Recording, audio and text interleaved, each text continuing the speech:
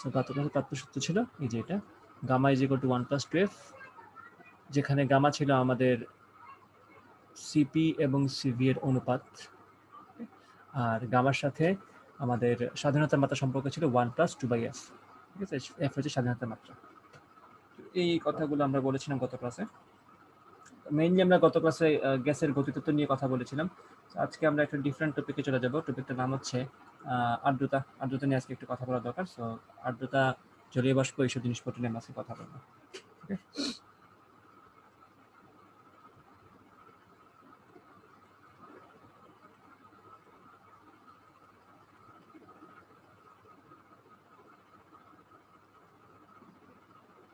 জলীয় বাষ্প।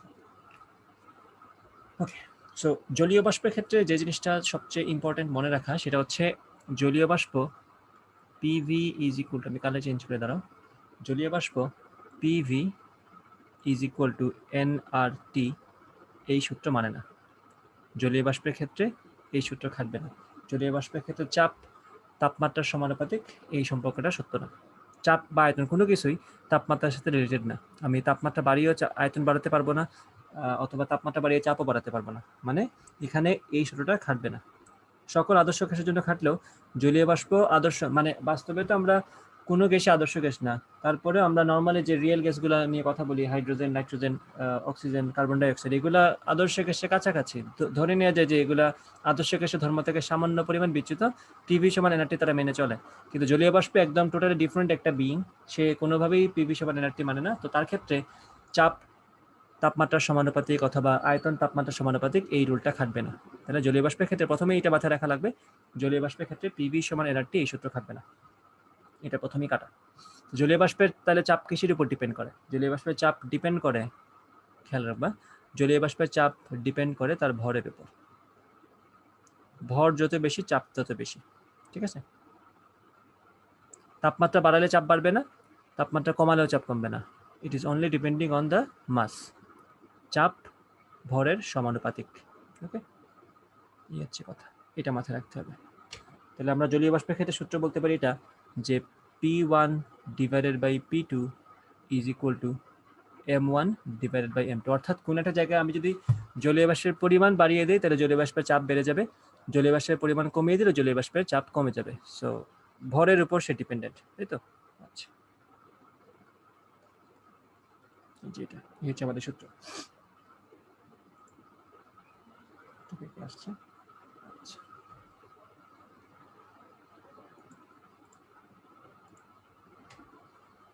এটা আশা করি সবার মাথায় থাকবে এই অংশটা।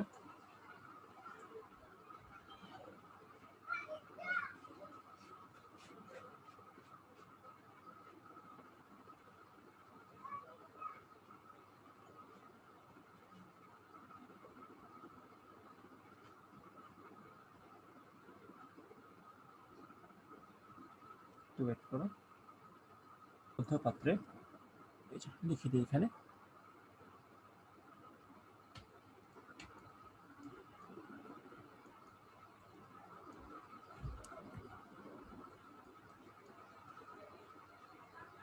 একটি আবদ্ধ পাত্রে কিছু পরিমাণ জলীয় বাষ্প আছে। ঠিক আছে, আবদ্ধ পাত্র মানে হচ্ছে ওইখান থেকে জলীয় বাষ্প বের হতে পারতেছে না, বা বাইরে থেকে কোনো জলীয় বাষ্প ঢুকছেও না। তা আবদ্ধ পাত্রে কিছু জলীয় বাষ্প আছে, এটা আবদ্ধ পাত্রে কিছু জলীয় বাষ্প আছে। তাপমাত্রা, মানে দিনের তাপমাত্রা আর কি, আজকের দিনের তাপমাত্রা মনে করো এই মুহূর্তে আমাদের বাহ্যিক যে তাপমাত্রা সেটা হচ্ছে 15°C, এবং শিশিরাঙ্ক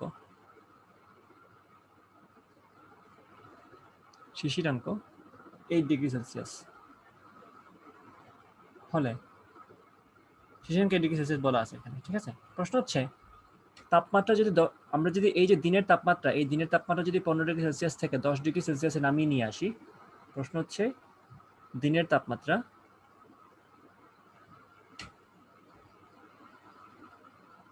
দিনের তাপমাত্রা 15°C থেকে 10°C নামালে শিশিরাঙ্কের কি পরিবর্তন হবে, অথবা উল্টাভাবে বললে শিশিরাঙ্ক কত হবে?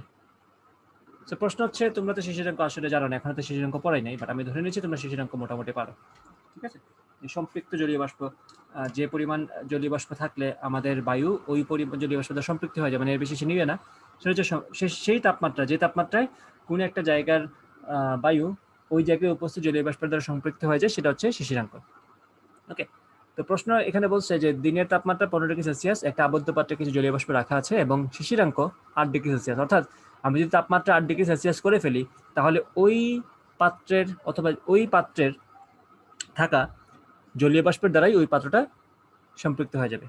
নিচে প্রশ্ন করছে, দিনের তাপমাত্রা যদি 15° থেকে 10°C নামানো হয়, তাহলে শিশিরাঙ্ক কত হবে? কাহিনী হচ্ছে, তুমি যদি তাপমাত্রা 15°C থেকে 10° কেন 9°, 9.99°, 8.01°ও করে ফেলো, শিশিরাঙ্কের কোনো চেঞ্জ হবে না। কারণ শিশিরাঙ্ক কিন্তু ডিপেন্ড করে আমার পাত্রের মধ্যে কি পরিমাণ, অথবা ওই বায়ুমণ্ডলের অংশে, মানে অতটুকু বায়ুতে কি পরিমাণ জলীয় বাষ্প আছে। যেহেতু পাত্রটা আবদ্ধ, জলীয় বাষ্পের পরিমাণ কিন্তু চেঞ্জ হচ্ছে না। সো খেয়াল করো, জলীয় বাষ্পের পরিমাণ যেহেতু চেঞ্জ হচ্ছে না, তাহলে শিশিরাঙ্ক এখানে চেঞ্জ হওয়ার কোনো সুযোগ নেই, কারণ এখানে হিসাবটা কিন্তু এটা দিয়ে না, হিসাবটা কিন্তু এটা দিয়ে। ঠিক আছে, জলীয় বাষ্পের পরিমাণটার উপর চাপ ডিপেন্ডেন্ট। ঠিক আছে, চাপটা আমরা এখানে বলবো P1/T1 সমান P2/T2। এই সূত্র তো এখানে খাটবে না, এই তো এখানে এই কথাই তো বলছি, এই যে এখান থেকে এটাও বলা যায় যে P1/T1 সমান P2/T2, এখানে খাটবে না। তো যদি না খাটে, তাহলে বলতেই পারি এখানে যে শিশিরাঙ্কের কোনো পরিবর্তন হবে না, যদি না জলীয় বাষ্প চেঞ্জ হয়ে যায়। যদি না জলীয় বাষ্প আমরা বাইরে থেকে কিছু ভিতরে ঢুকাই দিই, অথবা ভিতর থেকে কিছু জলীয় বাষ্প বাইরে বের করে দিই, এটা ছাড়া শিশিরাঙ্ক কখনোই চেঞ্জ হবে না। তাহলে আমরা বলবো এক্ষেত্রে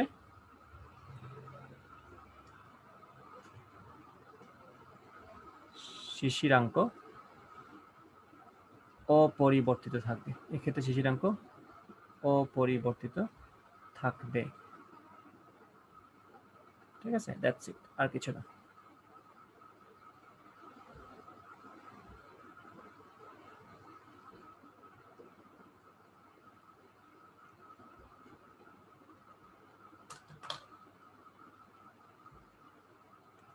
আজকে মানুষজন এত কম কেন বুঝলাম না।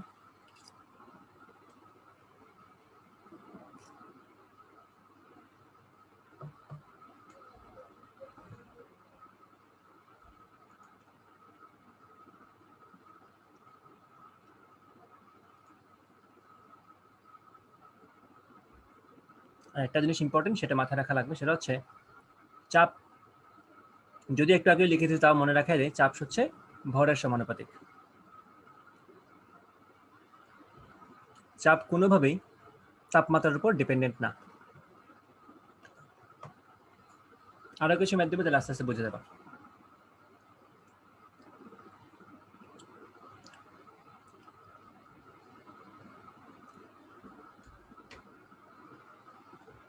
ধরো একটা পাত্র নিলাম আমি এখানে, তার আগে একটা জিনিস বোঝানো দরকার, সেটা হচ্ছে, আচ্ছা এই পাত্র দিয়ে বোঝানো সম্ভব, আসলে কোনো সমস্যা নেই। পাত্র আছে, ধরো এই পাত্রের মধ্যে জলীয় বাষ্প আছে 30 কেজি। এত বেশি জলীয় বাষ্প থাকা আসলে পসিবল না এই পাত্রের মধ্যে। তা আমি রেখে দিলাম যে মনে করো ওই পাত্রের মধ্যে 30 কেজি জলীয় বাষ্প আছে, এবং এই পাত্র ধারণ করতে পারে 50 কেজি। ব্যাপারটা অনেকটা অনুপাতের মতো আর কি। আমরা এখন দেখবো যে আপেক্ষিক আর্দ্রতা জিনিসটা দেখবো এখন আমরা, যে এটা আছে ভিতরে 30 কেজি এবং সে ধারণ করতে পারে 50 কেজি। তাহলে তার আপেক্ষিক আর্দ্রতা হচ্ছে যতটুকু আছে ডিভাইডেড বাই যতটুকু ধারণ করতে পারে ইন্টু 100। তাহলে 3/5 ইন্টু 100 যত পার্সেন্ট হয়, এটাই হচ্ছে তার আপেক্ষিক আর্দ্রতা। এখন এই যে সে ধারণ করতে পারে, আমি এটাকে, এই যে ভিতরে থাকা জলীয় বাষ্পটাকে, মানে ভিতরে থাকা অংশটাকে জলীয় বাষ্পের দ্বারা সম্পৃক্ত করতে পারি দুইভাবে। ওই যে পাত্রের ভিতরের অংশটাকে জলীয় বাষ্প দ্বারা সম্পৃক্ত আমি করতে পারি দুইভাবে। ঠিক আছে, তাহলে এই দুইটা উপায় আমি লিখবো এখন।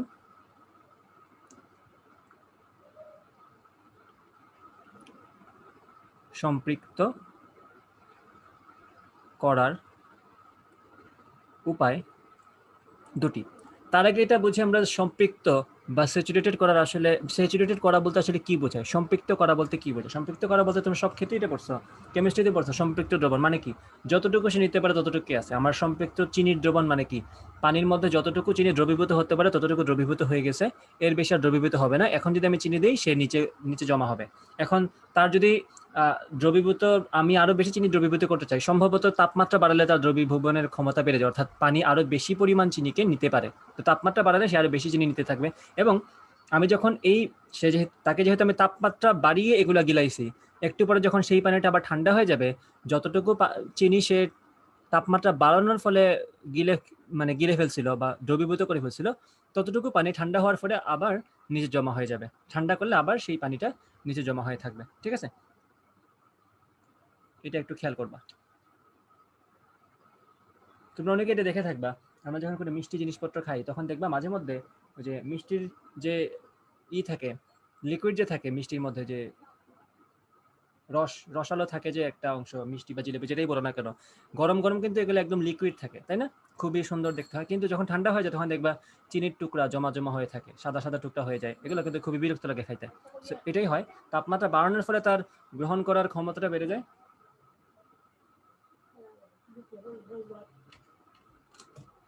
একটু ওয়েট করো তোমরা।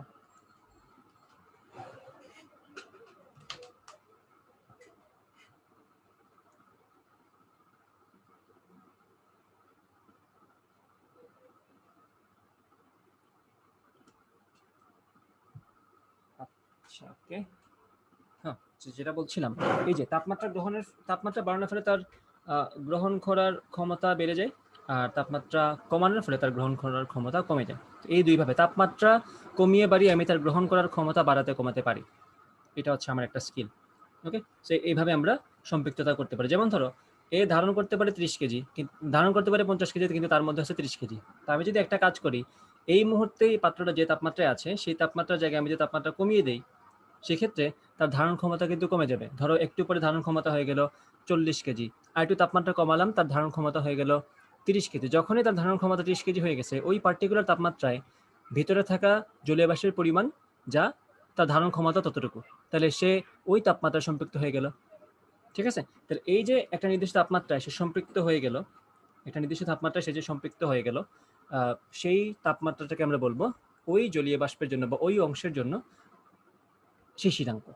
ঠিক আছে, যে তাপমাত্রায় কোনো এলাকার বা কোনো আবদ্ধ এলাকার বায়ুমণ্ডল ওই জায়গায় উপস্থিত জলীয় বাষ্পের দ্বারা সম্পৃক্ত হয়ে যায়, সেই তাপমাত্রাটাকে আমরা বলবো সম্পৃক্ত তাপমাত্রা, শিশিরাঙ্ক। ঠিক আছে, এই হচ্ছে একটা উপায় তাপমাত্রা কমিয়ে। ওকে, দেন আরেকটা উপায় হচ্ছে আমি বাইরে থেকে জলীয় বাষ্প প্রদান করব। আমি যদি বাইরে থেকে, ধরো ধারণ করতে পারে সে 50 কেজি, আমি তাকে আরো 20 কেজি দিয়ে দিলাম। এই যে 30 কেজি আছে, আমি তার বাইরে থেকে আরো 20 কেজি দিয়ে দিলাম, 50 কেজি হয়ে গেল। সো সে এক্ষেত্রে সে সম্পৃক্ত, আমি বলতে পারি যতটুকু নিতে পারে ততটুকুই আছে। সো সম্পৃক্ত করার উপর দুইটা, একটা হচ্ছে তাপমাত্রা কমিয়ে, ধারণ ক্ষমতা কমিয়ে আমি এটাকে সিস্টেম করে ফেলতে পারি, আর একটা হচ্ছে যতটুকু তার লাগবে ততটুকু এক্সট্রা আমি তাকে দিয়ে দিব। এই দুইভাবেই আমি তাকে সম্পৃক্ত করতে পারি।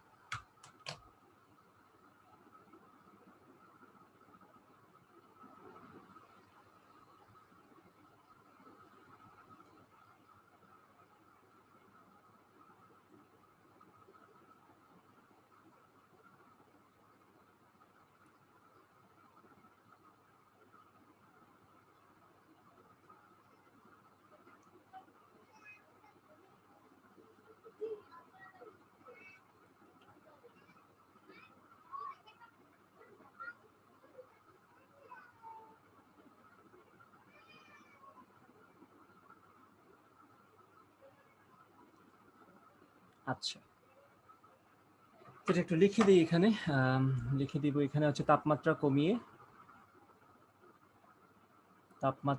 কমিয়ে ধারণ ক্ষমতা কমিয়ে, এইটা একটা উপায়। আর এটা হচ্ছে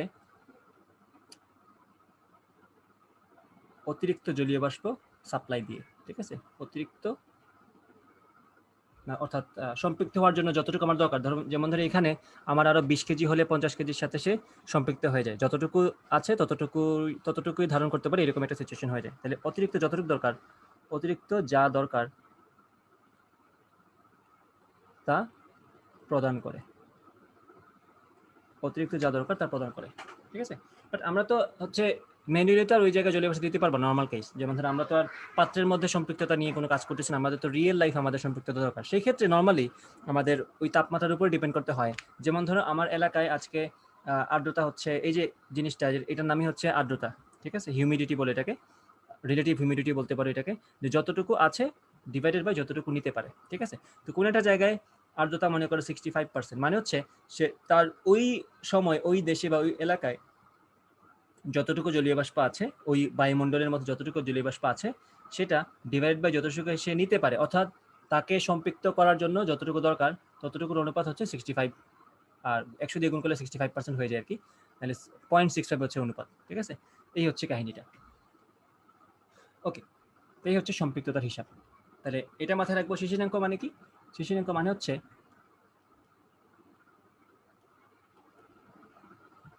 শিশিরাঙ্ক মানে হচ্ছে যে তাপমাত্রায় কোনো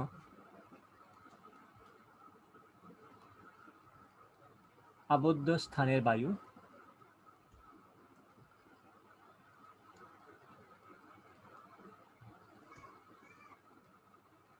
ওই জায়গায় উপস্থিত জলীয় বাষ্পের দ্বারা, ওই জায়গায় উপস্থিত জলীয় বাষ্পের দ্বারা সম্পৃক্ত হয়ে যায়, সম্পৃক্ত হয়ে যায়, তাকেই আমরা শিশিরাঙ্ক বলবো। আচ্ছা, ঠিক আছে।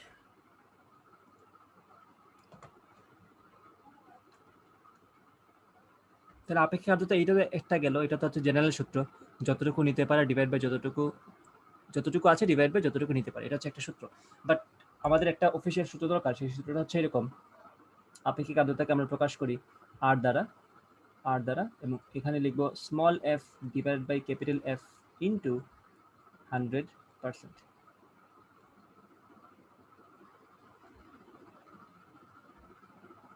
যেখানে স্মল এফ হচ্ছে, আমি আর এইসবে প্রমাণ দিচ্ছি না, প্রমাণ তো বই আছে সুন্দর মতো লেখা। স্মল এফ হচ্ছে শিশিরাঙ্কে সম্পৃক্ত জলীয় বাষ্পের চাপ, আর ক্যাপিটাল এফ হচ্ছে বায়ুর তাপমাত্রায় সম্পৃক্ত জলীয় বাষ্পের চাপ। স্মল এফ হচ্ছে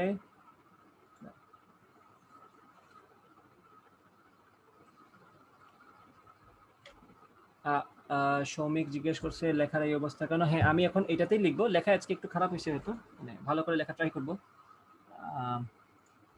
এই অ্যাপটা ইউজ করলে সুবিধা, ক্লাস শেষে আমি ক্লাস নোটটা দিয়ে দিতে পারবো তোমাদেরকে। ঠিক আছে, তো এখানে স্মল এফ হচ্ছে শিশিরাঙ্কে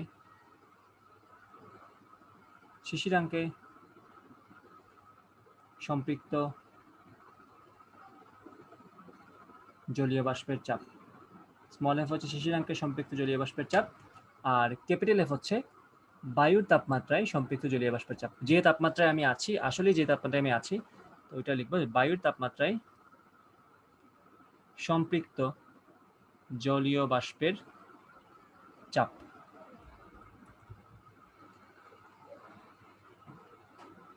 বায়ুর তাপমাত্রায় সম্পৃক্ত জলীয় বাষ্পের চাপ, এই হচ্ছে তোমার সূত্র। এই সূত্র দিয়েই তুমি আপেক্ষিক আর্দ্রতা মোস্টলি বের করবা। বাট মেইন সূত্রটা কখনোই ভুলবা না। মেইন সূত্র হচ্ছে এটা, যতটুকু আছে ডিভাইডেড বাই যতটুকু নিতে পারে। ওইখান থেকেই কিন্তু এই সূত্রটা আসছে চাপের সাথে হিসাব নিকাশ করার ফলে।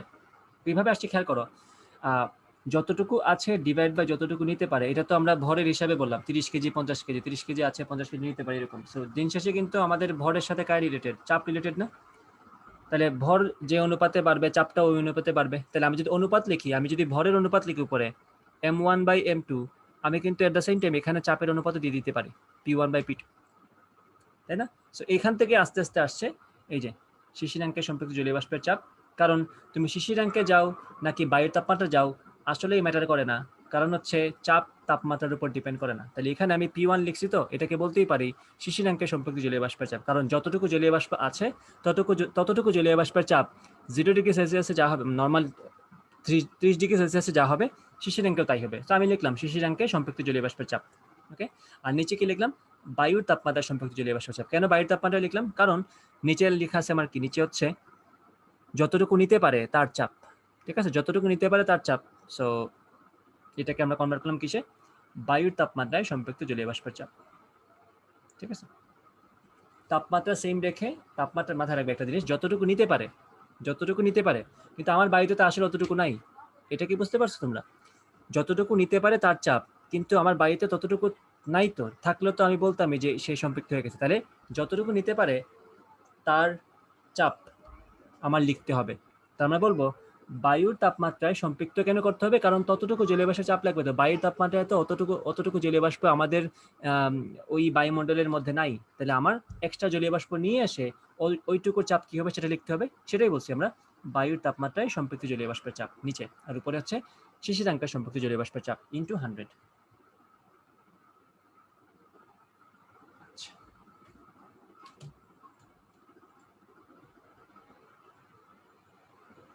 আচ্ছা, নাদেল আমাকে মেসেজ দিছে। ওকে, ঠিক আছে। এই কথাটা কিন্তু খুবই ইম্পর্টেন্ট, মাত্র যে কথাটা বললাম যে small F divided by capital F, এই কথাটা আমি আবার কথা বলবো, সমস্যা নেই। ধরো এটা চেঞ্জ করি। আপেক্ষিক আর্দ্রতার আমাদের যে সূত্রটা আছে, আপেক্ষিক আর্দ্রতার আমাদের যে সূত্রটা আছে, সূত্রটা হচ্ছে এটা, আপেক্ষিক আর্দ্রতা অথবা রিলেটিভ হিউমিডিটি।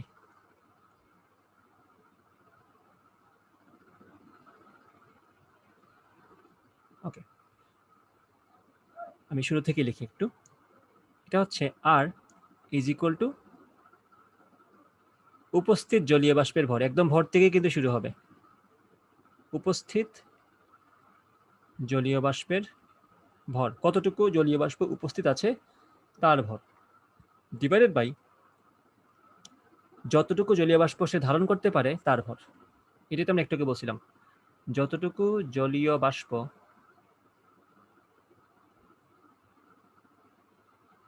ধারণ করতে পারে, যতটুকু জলীয় বাষ্প ধারণ করতে পারে তার ভর। ওকে, এই হচ্ছে কথা।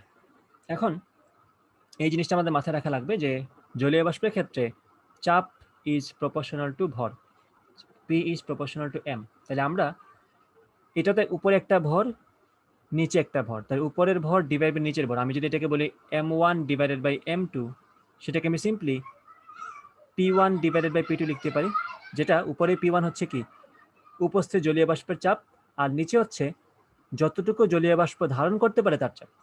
যতটুকু জলীয় বাষ্প উপস্থিত আছে তার চাপ নয়, নিচে হচ্ছে যতটুকু জলীয় বাষ্প, এই যে এখানে যেরকম যতটুকু জলীয় বাষ্প ধারণ করতে পারে তার ভর, এখানে আমি বলবো যতটুকু জলীয় বাষ্প ধারণ করতে পারে তার চাপ, আর উপরে হচ্ছে যতটুকু জলীয় বাষ্প আছে তার চাপ। এখন খেয়াল করো,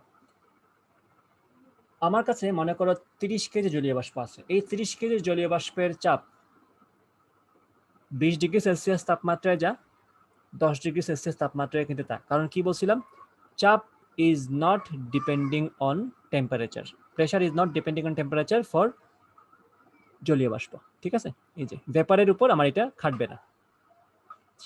সো এইটা মাথায় রাখতে হবে। তাহলে যেহেতু চাপটা তাপমাত্রার উপর ডিপেন্ডেন্ট না, আমি উপস্থিত জলীয় বাষ্পের ভর এর জায়গায় লিখছি উপস্থিত জলীয় বাষ্পের চাপ।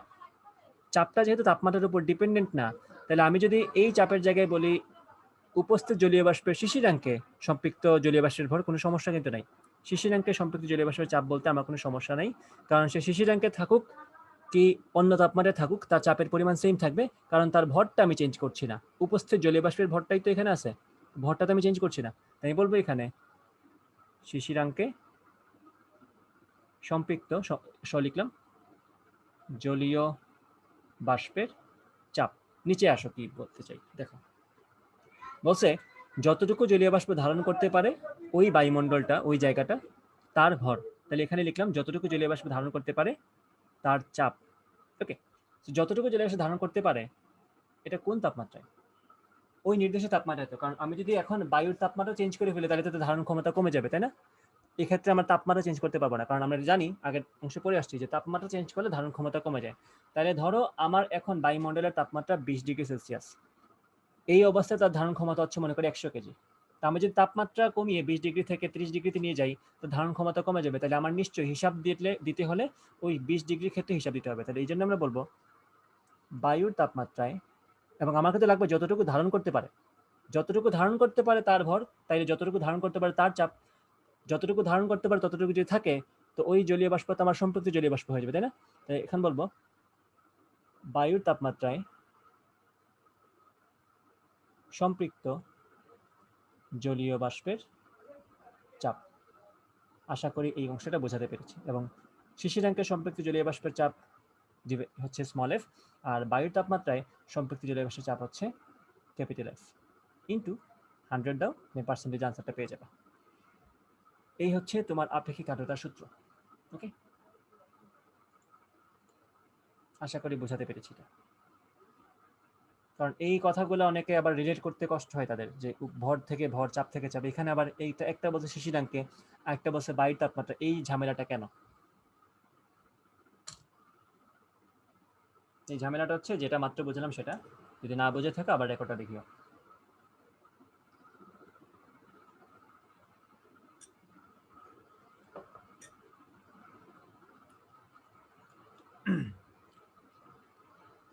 আশা করি এই পাতা বুঝতে পারছো সবাই।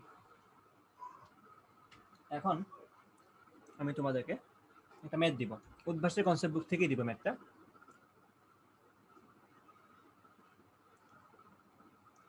ম্যাথটা বের করে ফেলি।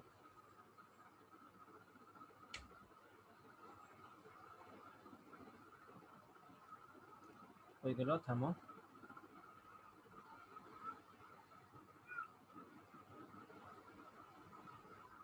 পাইছি।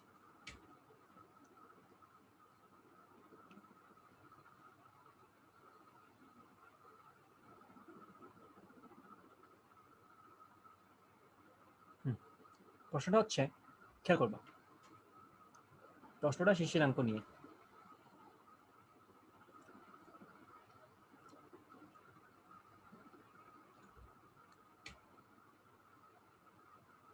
একটু আগে কিন্তু একটা প্রশ্ন দিয়ে রাখছিলাম, বলছিলাম যে শিশিরাঙ্ক কি হবে, মাথায় রাখবা তাপমাত্রা পরিবর্তন করলে শিশিরাঙ্ক পরিবর্তন হবে না, এটা কখনোই হবে না। আবদ্ধ স্থানের তাপমাত্রা পরিবর্তন করলে শিশিরাঙ্ক পরিবর্তন হবে না, কারণ হচ্ছে ভিতরের জলীয় বাষ্প যেহেতু আবদ্ধ যেহেতু পাত্র নিছি আমরা, জলীয় বাষ্পের কিন্তু কোনো পরিবর্তন হচ্ছে না। যেহেতু জলীয় বাষ্পের পরিবর্তন হচ্ছে না, তাইলে শিশিরাঙ্ক পরিবর্তন হবে না, এটা মাথায় রাখতে হবে। ধরো একটা প্রশ্ন হচ্ছে এখানে, যে একটা পাত্রের মধ্যে আমাদের কিছু জলীয় বাষ্প আছে, পাত্রের মধ্যে আমাদের মনে করো জলীয় বাষ্প আছে এখানে সামথিং সামথিং সামথিং সামথিং জলীয় বাষ্প আছে। এটার তাপমাত্রা হচ্ছে 20°C।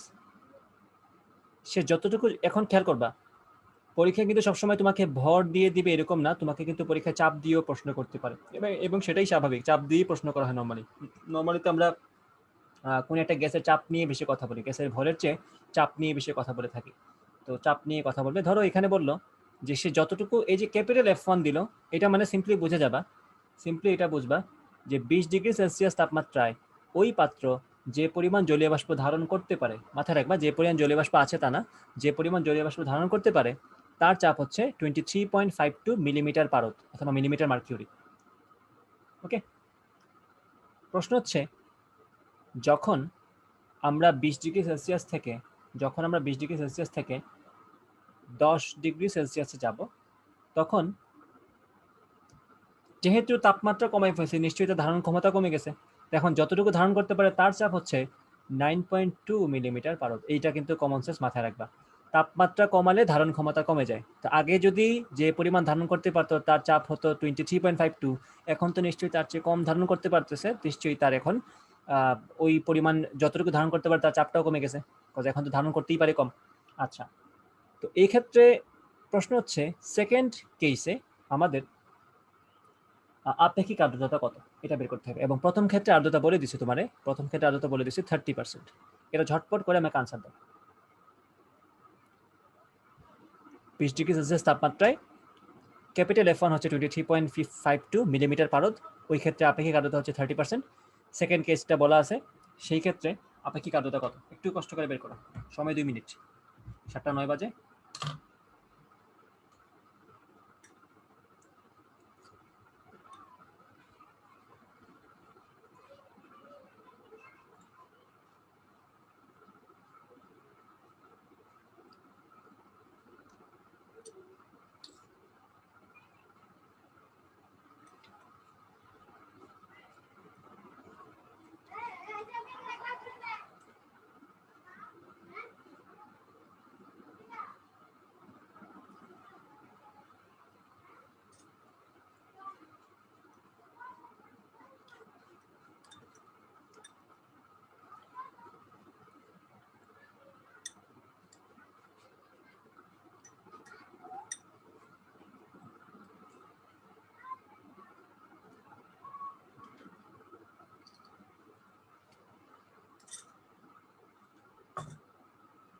আচ্ছা ভাইয়া টেম্পারেচারটা কেলভিন নাই।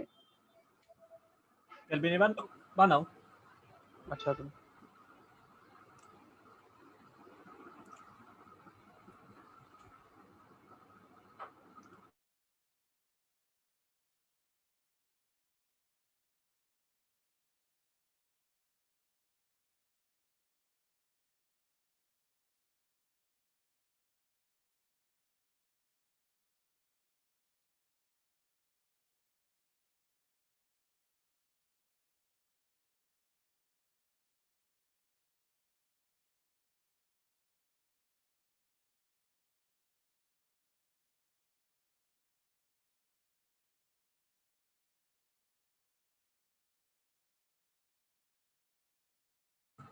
কারো কি আনসার আসছে?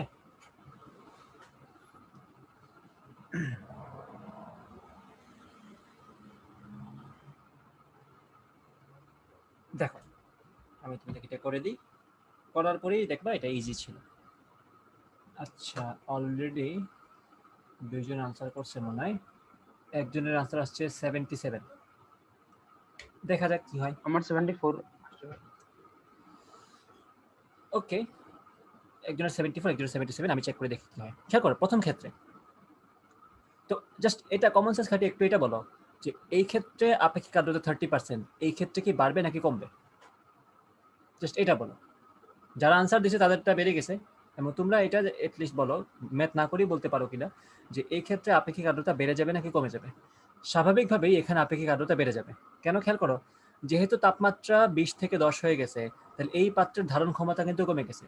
কিন্তু ধারণ ক্ষমতা কমে গেছে তার মানে কিন্তু এটা না যে ভিতরের জলীয় বাষ্প কমে গেছে। ভিতরের জলীয় বাষ্প আগে যা ছিল পরেও তাই আছে। উপরে এইখানে স্মল এফ এর যে জায়গাটা, এটা কিন্তু দুই ক্ষেত্রে সেম।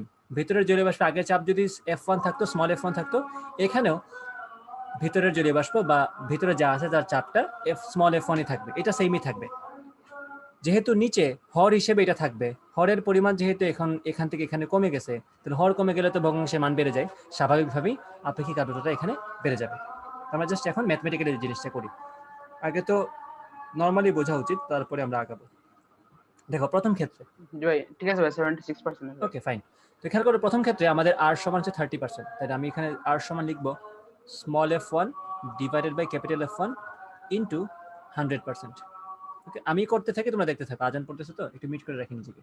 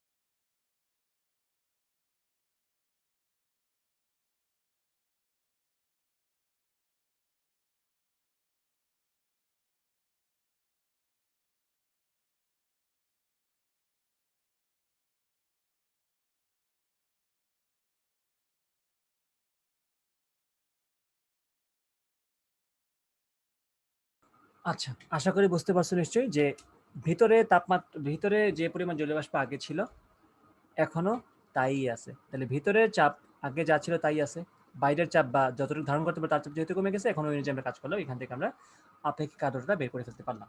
ওকে, আশা করি এটা বুঝতে পারছো। এটা বুঝতে পারলে কিন্তু অনেক অনেক দূরে আগে গেছো তুমি। আচ্ছা,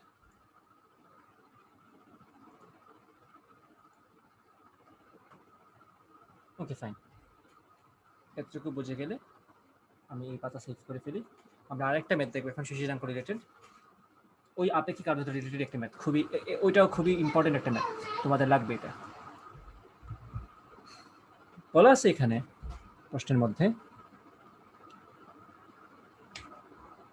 যে একটা জায়গায় একটা আবদ্ধ পাত্রটা একটু সুন্দর করে আঁকি, যেহেতু টুলস আছে। একটা আবদ্ধ পাত্র, সেম পাত্র এখানে রাখলাম, এখানেও সেম পাত্র, একই পাত্র। আমি হয়তো আঁকার সময় একটু উল্টাপাল্টা আঁকছি। ওকে, তাপমাত্রা হচ্ছে এখানে 15°C, আপেক্ষিক আর্দ্রতা হচ্ছে 50%। ওকে, আর ক্যাপিটাল এফ হচ্ছে 23.52। ওকে, 23.52 মিলিমিটার পারদ।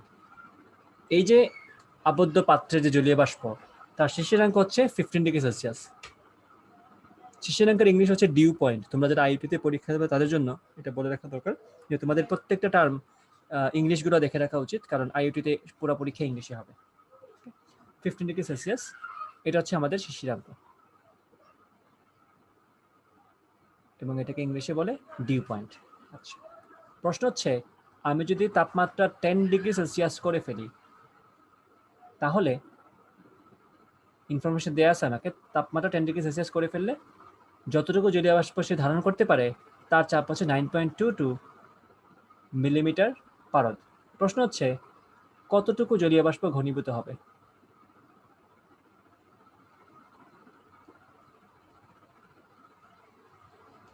স্বাভাবিকভাবে বুঝতেছো নিশ্চয়ই এখানে যে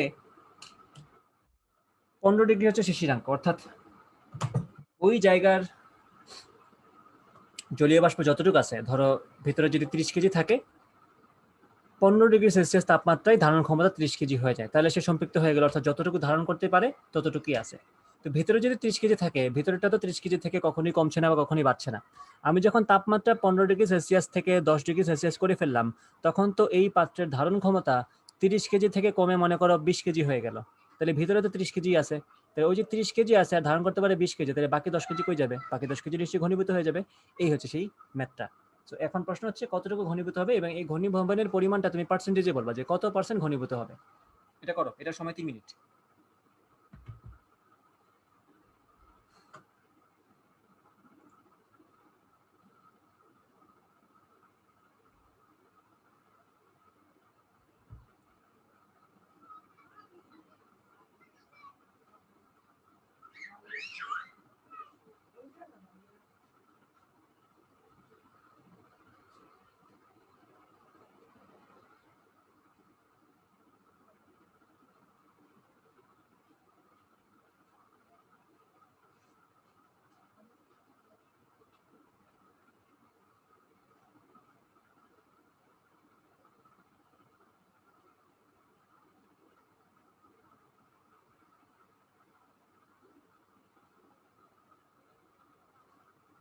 ট্রাই করো, তাড়াতাড়ি ট্রাই করো।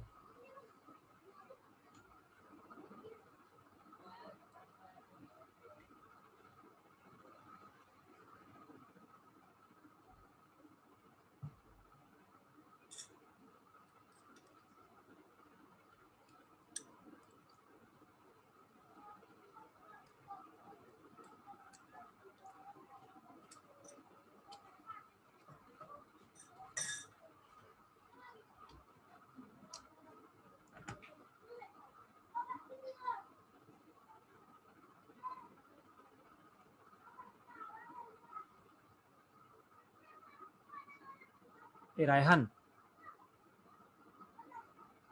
এমডি রায়হান, ক্লাসে আছো নাকি?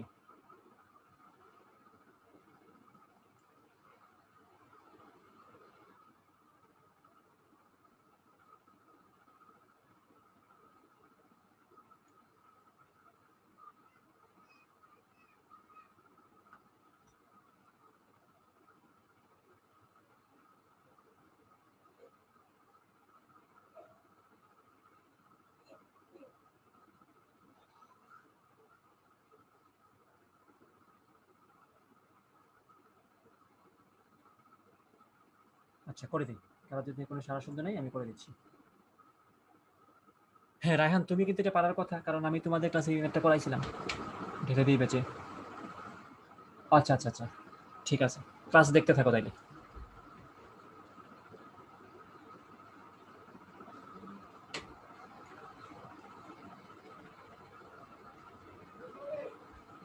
মানে মানুষ যে মানে মানে এই করোনা সিজনে একটা খুবই ভালো জিনিস বুঝতে পারলাম যে মানুষ হচ্ছে সবকিছুই পার্সপেক্টিভের উপর। তোমার খুশি থাকা, তোমার দুঃখী থাকা, ঠিক আছে, পার্সপেক্টিভের উপর। কিছুদিন আগেও এক্স্যাক্টলি সেম জিনিসের জন্যই মানুষ আতঙ্কগ্রস্ত ছিল, এখন সেম জিনিসটাই আছে, ইভেন আরো খারাপভাবে আছে, কিন্তু সে আর এখন ওইটাকে ওইভাবে নিচ্ছে না, ওই পার্সপেক্টিভ, মানে এখন তার পার্সপেক্টিভ চেঞ্জ হয়ে গেছে, এখন সে মনে করছে যে আসলে এখন করোনা তার কিছু হবে না। So, আসলেই কিন্তু সে এখন সুখে আছে, কিন্তু কিছুদিন আগেও কিন্তু মোটামুটি কম বেশি সবাই একটু আতঙ্কগ্রস্ত ছিল, যে কারণে সবাই বাসা বাড়িতে ছিল। এখন কিন্তু সেটা নাই। সো ভাইয়া গার্মেন্টস এর ভিডিওটা দেখছেন? গার্মেন্টস এর কি ভিডিও? ওই গার্মেন্টস এর কর্মচারীরা ঢুকতেছে আর দারোয়ান ওই টেম্পারেচার রিডার এটা নিয়ে খালি মাথায় লাগাইতেছে। হ্যাঁ হ্যাঁ হ্যাঁ হ্যাঁ, পরে এই তো জাস্ট ছুঁয়ে ছুঁয়ে দিয়ে দিচ্ছে, মনে এগুলো হয় তো যেন এগুলো তো আমাদেরও করে, আমরা যখন কোনো মানে একটু যারা যেগুলো কর্পোরেট টেবিলের আছে, আরং বা এই টাইপের জিনিসপত্র, ব্যাংক ট্যাঙ্ক যেগুলো আছে, ওগুলো সেম কাজই করে, ঢোকার সময় জাস্ট টেম্পারেচার ওইখানে জাস্ট মাপে। তো আমার তো শরীরে তাপ না থাকতেও পারে, কারণ ওটা থাকতেই পারে আমার কাছে, মানে আমি ওইটা বলি নাই যে জিনিসগুলো ভালো, বাট আমি এটাই বলছি পার্সপেক্টিভের উপর আসলে মানুষের সুখ দুঃখ ডিপেন্ড করে। কিছুদিন আগেও যে কারণটার জন্য মানুষজন মানে খুবই আতঙ্কগ্রস্ত ছিল, ভয়ে ছিল, দুঃখে ছিল, যে এই মনে হয় তার কেউ চলে গেল, এই মনে হয় তার কেউ একজন আক্রান্ত হয়ে গেল, এখন কিন্তু সেই ভয়টা নেই, সবাই দিব্যি তার তার মতো আছে, ইচ্ছা মতো চলতেছে। সিলেটে বের হলে তো এখন আর মনেই হয় না করোনা যে আছে, ঠিক আছে, এই হচ্ছে অবস্থা, ঠিক আছে। সো পার্সপেক্টিভ ম্যাটার করে লাইফে, সেই কথাই বলতেছি যে তোমার লাইফে এরকম অনেক কিছু আছে যেটার জন্য তুমি কষ্ট পাওয়ার রাইট আছে, বাট তুমি যদি পার্সপেক্টিভ চেঞ্জ করে ফেলো, ওই সেম জিনিস এক্সিস্ট করবে, বাট তোমার আসলে গায়ে লাগবে না। করোনা দিয়ে চিন্তা করতে পারো, ওটা কিন্তু স্টিল এক্সিস্টিং, আরো খারাপভাবে আরো বাড়তেছে হয়তো, ঠিক আছে, বাট পার্সপেক্টিভ চেঞ্জ হয়ে গেছে, আমার ওইটা আসলে এফেক্ট করছে না। আমরা দেখতেছি মানুষ মরতেছে ঠিকই, কিন্তু ওইভাবে এফেক্ট হচ্ছে না। তো তোমার লাইফটাও এরকম যে যাই দুঃখের আছে ঘটনা, বা যাই তোমার হতাশার আছে আছে, বাট পার্সপেক্টিভ চেঞ্জ করে ফেলো, শেষ, দিন শেষে তুমি সুখে থাকতে পারবা, কজ ওইটা তোমাকে আর ভাবাবে না, যেরকমটা করোনা এখন আমাদের ভাবাচ্ছে না, এই কিরকম ভাবে। একজন বলছে এখন আমি মাস্ক ছাড়াই বাইরে, যাই হোক, মাস্ক সহ বাইরে যাওয়া উচিত, এটা হচ্ছে কথা, সচেতন থাকা উচিত। ওকে, আমরা সলিউশনে চলে যাই।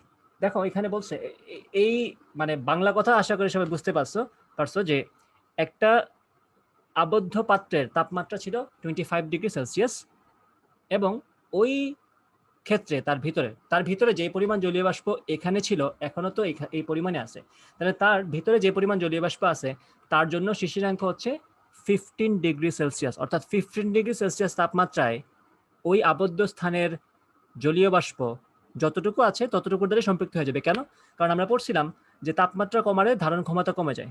সো যে পরিমাণ ধারণ ক্ষমতা এখন আছে সেইটার চাপ হচ্ছে 23.52 মিলিমিটার পারদ, কিন্তু যখন আমি তাপমাত্রা 15 ডিগ্রি সেলসিয়াস করে ফেলবো তখন তার ধারণ ক্ষমতা কমে যাবে, আর তার ধারণ ক্ষমতা কমে যাওয়ার ফলে যতটুকু জলীয় বাষ্প আছে ধারণ ক্ষমতাও ততটুকুই হয়ে যাবে।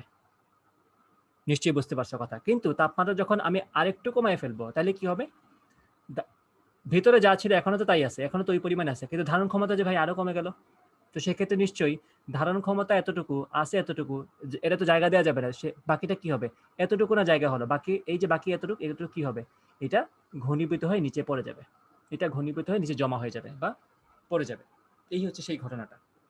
এমন সলভ করি, এবং এখানে প্রথম ক্ষেত্রে বলে দিচ্ছে যে তার আপেক্ষিক আর্দ্রতা এখানে কত 50%, অর্থাৎ আমি যদি প্রথম এটার ক্ষেত্রে সলভ করি আমি লিখতে পারবো যে R is equal to small F divided by capital F into 100%। Okay, small F জায়গায় আমি এখানে বলবো আর তো 50, ঠিক আছে, এফ হচ্ছে আমরা বের করবো, স্মল এফ দেওয়া আছে 23.52 ইন্টু 100, তাহলে এখানে এটা দিয়ে এটা কাটো, তাহলে এখান থেকে আমরা স্মল এফ সমান কত জানি পাবো 23.52 ইন্টু 5 ডিভাইডেড বাই 10। আমি কাজ করি, এটাকে আমরা 23.52 না ধরে আমরা 25 ধরে ফেলি, আমাদের জন্য সুবিধা হবে। তাহলে এটা ধরলাম আমি 25 মিলিমিটার পারদ, আর এটাকে আমি বললাম 10 মিলিমিটার পারদ। আমার হিসাবের সুবিধাতে এটা আমি করলাম। তোমরা ডিইউতে পরীক্ষার জন্য কিন্তু এই কাজগুলো করবা, মাথায় রাখিও। ডিইউতে পরীক্ষা দেওয়ার সময় কিন্তু এক্স্যাক্টলি সেম কাজ করবো যেটা আমি মাত্র করলাম, কারণ আমার সামনে ক্যালকুলেটর নাই, আমি এটা করতেছি। ক্যাপিটাল এফ সমান 23.52 থেকে 25 করে ফেলতে কিন্তু খুব একটা বেশি চেঞ্জ হয়ে যাচ্ছে না। 9.22 থেকে কিন্তু 10 করে ফেললে খুব একটা বেশি আহামরি পাপ করে ফেলছো না, ঠিক আছে? এটা কিসের জন্য? হিসাবের সুবিধার্থের জন্য। তো দেখো আমি যদি এখানে লিখি 25 ইন্টু 5 ডিভাইড বাই 10, ঠিক আছে? 5 25 কত? 125। 125 ডিভাইড বাই 10 কত? 12.5। তাইলে স্মল এফ হচ্ছে 12.5। তাই পেয়ে গেলাম এখানে স্মল এফ হচ্ছে 12.5 মিলিমিটার পারদ। খেয়াল করো, ভিতরে যে পরিমাণ জলীয় বাষ্প আছে তার চাপ হচ্ছে 12.5 মিলিমিটার পারদ। Very good. এখন ভিতরে যে পরিমাণ জলীয় বাষ্প আছে তার চাপ এখন যা 25 ডিগ্রি সেলসিয়াস তাপমাত্রায় যা, 15 ডিগ্রি সেলসিয়াস তাপমাত্রায়ও তা, এবং 10 ডিগ্রি সেলসিয়াস তাপমাত্রায় তা, ওইটা সেম থাকবে, ওটা কোনো চেঞ্জ হবে না, কারণ ভিতরের জলীয় বাষ্পের পরিমাণ তো সেম। পরিমাণ কিন্তু তাপমাত্রার সাথে চেঞ্জ হচ্ছে না। পরিমাণ যেহেতু চেঞ্জ হচ্ছে না, তার চাপও চেঞ্জ হচ্ছে না। এটা মাথায় রাখবা। এখন খেয়াল করো, যখন আমি তাপমাত্রা করা হচ্ছে 10 ডিগ্রি সেলসিয়াস, তখন কি হয়েছে? যতটুকু ধারণ করতে পারে তার চাপ কতটুকু? 9.22। এখন একটা ট্রিক শিখিয়ে দিই এই ধরনের ম্যাথ করার জন্য। তোমাকে বলছে কতটুকু ঘনীভূত হবে, কিন্তু ইভেনচুয়ালি এখানে তোমাকে ভর না দিয়ে তোমাকে দিছে চাপ।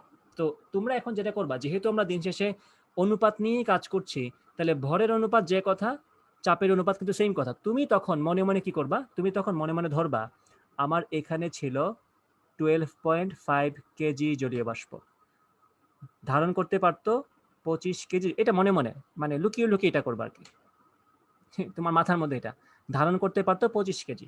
ওকে, কিন্তু যখন আমার তাপমাত্রা 10 ডিগ্রি সেলসিয়াস, তখন সে ধারণ করতে পারে 10 কেজি, কিন্তু তার মধ্যে আছে 12.5 কেজি। ঠিক আছে? তাহলে কতটুকু ঘনীভূত হবে? এখন প্রশ্ন হচ্ছে কতটুকু ঘনীভূত হবে। এই প্রশ্নের আনসারটা কিন্তু তোমাকে যখন করছে, কতটুকুর প্রশ্নের আনসারের মধ্যে কিন্তু তোমার চাপ থাকে না, ভরটাই আসে ঘুরে ফিরে। আমি যদি বলি কতটুকু জলীয় বাষ্প ঘনীভূত হয়েছে, তুমি নিশ্চয়ই এটাকে ভরে বলবা, তুমি নিশ্চয়ই চাপে বলবা না যে 5 অ্যাটমসফিয়ার জলীয় বাষ্প ঘনীভূত হয়ে গেছে, অথবা 5 মিলিমিটার পারদ জলীয় বাষ্প ঘনীভূত হয়ে গেছে। এটা কিন্তু কোনো আনসার না। আনসার কিন্তু তোমার ঠিকই চাচ্ছে ভরের মতো করে, কতটুকু, একটা ফিজিক্যাল অ্যামাউন্ট চাচ্ছে তোমার। চাপ কিন্তু কোনো ফিজিক্যাল অ্যামাউন্ট না। আচ্ছা, চাপ কিন্তু দেখা যায় না আসলে ওইভাবে।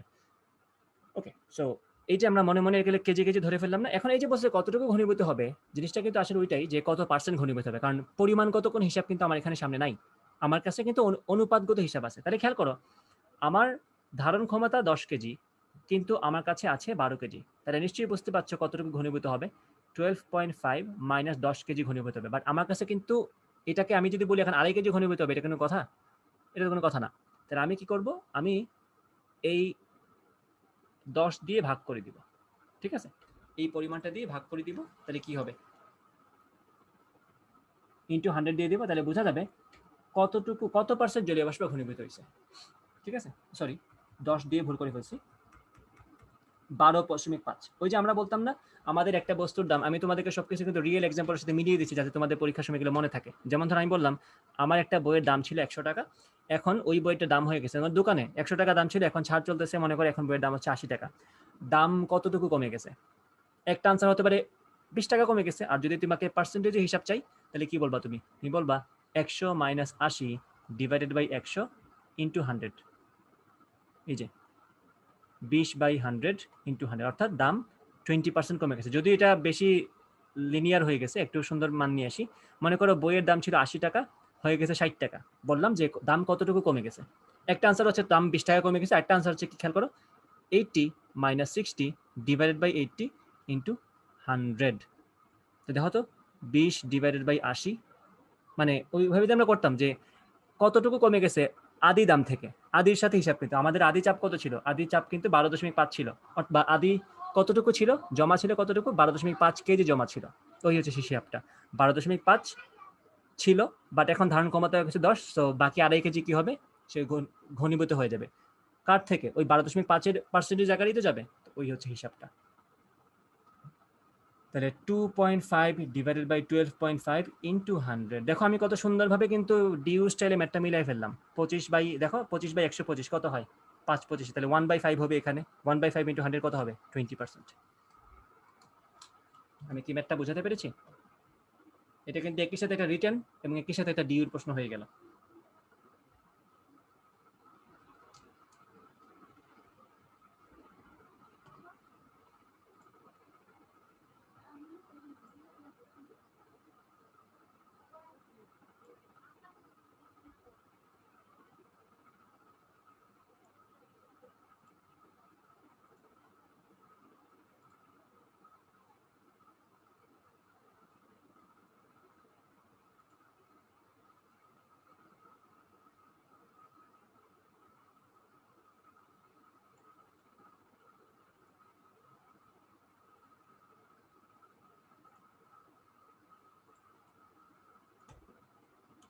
আচ্ছা, আশা করি এই সলিউশনটা সবাই বুঝতে পারছো, এটা সেভ করে দিলাম।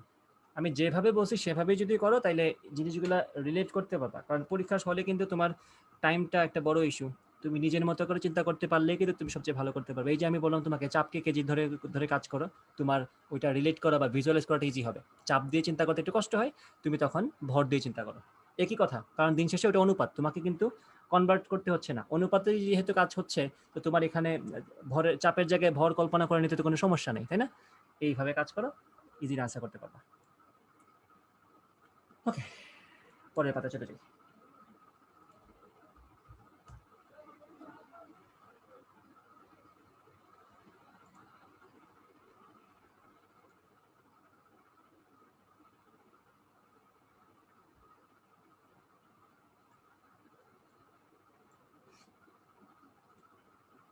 আশা করি সবাই বুঝছো এটা।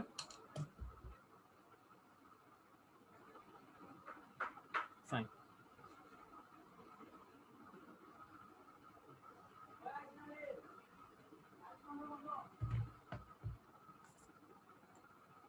ওকে, এখন এরপরে কোন টপিকটা দেখানো যায় তোমাদের একটু বলে। শিশিরাঙ্ক রিলেটেড কিন্তু এই ধরনের প্রশ্নই আসে। আপেক্ষিক আর্দ্রতা কতটুকু, শিশিরাঙ্ক কতটুকু, কতটুকু ঘনীভূত হবে, এই ঘুরে ফিরে এই ৩-৪টা থেকে টাইপ থেকে প্রশ্ন আসে। সো এগুলো যদি একটু ভালো মতো মানে তোমার মাথায় ঢুকাই ফেলো, তাইলে তোমার এই ধরনের প্রবলেম থেকে কোনো সমস্যা হবে না। ওকে,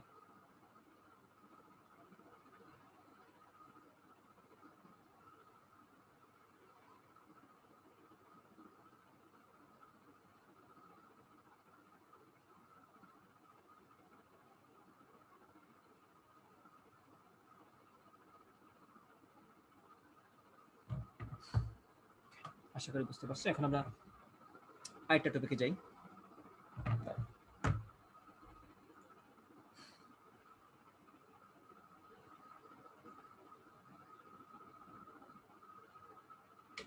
টপিকটার নাম হচ্ছে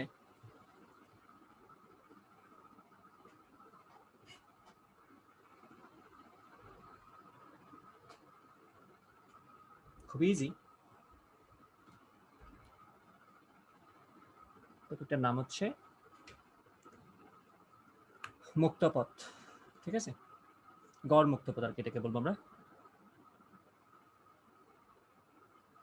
এবং একটু কষ্ট করে সূত্রটা মুখস্থ রাখিও। বইয়ের মধ্যে দেখবা ৩-৪টা সূত্র দেওয়া আছে, ক্লোসিয়াসের সূত্র, ম্যাক্সওয়েলের সূত্র। আমরা একটা সূত্র মাথায় রাখবো। তো ওই সূত্রটা হচ্ছে ল্যামডা। ল্যামডা হচ্ছে আমার গড় মুক্তপথের সিম্বল আর কি। Lambda is equal to 1 divided by √2 into pi into sigma squared into N, যেখানে কোনটা কি বোঝায় গত ক্লাসে বলছি। পাই হচ্ছে আমাদের পাই, সিগমা হচ্ছে অণুর ব্যাস, এন হচ্ছে একক আয়তনে অণুর সংখ্যা। তো প্রবলেমটা হচ্ছে এখানে এরকম যে কোনো গ্যাস অণুর কার্যকর ব্যাস মানে যে ব্যাস তুমি সূত্রের মধ্যে ইউজ করবে আর কি। এটা আর এত ভংচুং করার কিছু নাই। কার্যকর ব্যাস হচ্ছে যেটা তুমি সূত্রের মধ্যে ইউজ করবা। তো ব্যাস হচ্ছে প্রশ্নের মধ্যে বলা আছে, ব্যাস হচ্ছে 3 ইন্টু 10⁻⁻10 মিটার। এখন গড় মুক্তপথ বলা আছে, গড় মুক্তপথ এটাও বলা আছে 2.4 ইন্টু 10⁻⁻8 মিটার। প্রশ্ন হচ্ছে গ্যাসের একক আয়তনে অণুর সংখ্যা কত। প্রশ্ন এখানে এটা যে গ্যাসের একক আয়তনে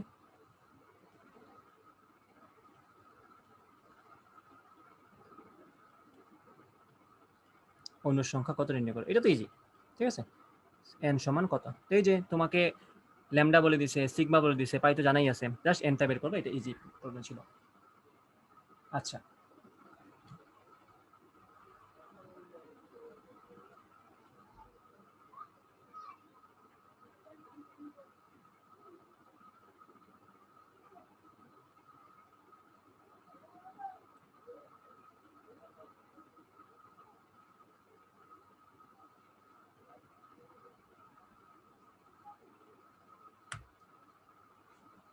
প্রশ্ন হচ্ছে মেইন যে প্রশ্ন সেটা হচ্ছে যদি অণুগুলোর মূল গড় বর্গবেগ, এটা হচ্ছে প্রশ্ন, যদি আরএমএস ভ্যালু অর্থাৎ CRMS is equal to 10 cube metres per second হয়, এটা হচ্ছে প্রশ্ন। তবে তবে প্রতি সেকেন্ডে সংঘটিত ধাক্কার সংখ্যা নির্ণয় করো। তবে প্রতি সেকেন্ডে সংঘটিত, বানান মানে ভুল লিখছি, হ্যাঁ, সংঘটিত ধাক্কার সংখ্যা। এটা হচ্ছে একটু ট্রিকি, এতটাও ট্রিকি না, পারার কথা। ধাক্কার সংখ্যা ইজ ইকুয়াল টু ওয়াট। প্রথমটা এমনি পারবা, ক্যালকুলেটরে বসে যেতে আনসার চলে আসে। প্রশ্ন হচ্ছে সেকেন্ডটা, যে এই যে যদি তার প্রত্যেকটা অণুর আরএমএস ভেলোসিটি হয় 10 কিউব মিটার পার সেকেন্ড, তবে প্রতি সেকেন্ডে সংগঠিত ধাক্কার সংখ্যা কত নির্ণয় করতে হবে? বলো তো কয়টা হবে ধাক্কা?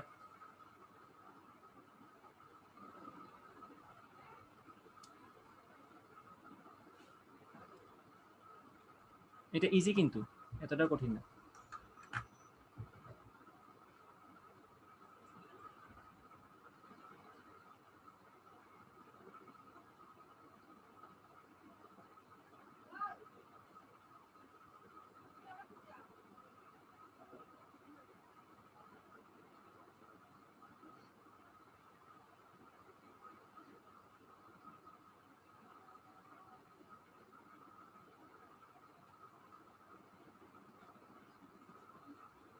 কেউ কি আনসার দিছ?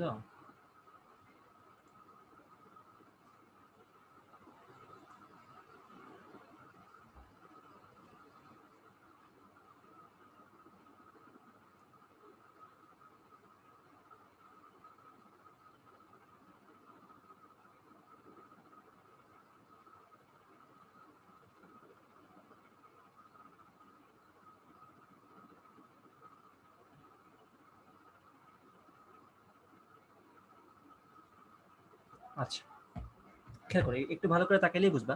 এই যে তার বেগ দেয়া আছে, এখানে কি দেয়া আছে? 10 কিউব মিটার পার সেকেন্ড, তাই না? 10 কিউব মিটার পার সেকেন্ড কি? সে প্রত্যেক সেকেন্ডে 10 কিউব মিটার অর্থাৎ 1000 মিটার করে সে যাচ্ছে, অর্থাৎ এক সেকেন্ডে সে 1 কিলোমিটার করে যাচ্ছে, এইরকম হচ্ছে তার গতি। ঠিক আছে? হ্যাঁ, একজন আনসার করছে 2.4 10 ইনভার্স 11। আমরা দেখবো এটা।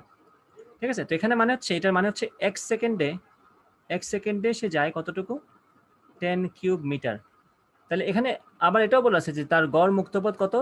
2 to the power 4 10 inverse 8 metre. তাইলে প্রত্যেক ধাক্কায় সে মুক্ত থাকে এত সময়। একটাকে একটা দ্বারা ভাগ করে দিলেই তো আমরা পেয়ে যাব যে এক সেকেন্ডে সে কয়টা ধাক্কা খাবে, তাই না?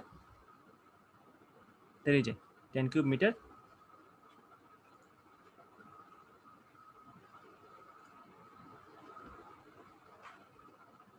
তাহলে আমরা কি করব? মুক্তপথ হচ্ছে 2.4 ইন্টু 10 ইনভার্স 8, এটাকে আমরা 10 কিউব দ্বারা ভাগ করে দিব।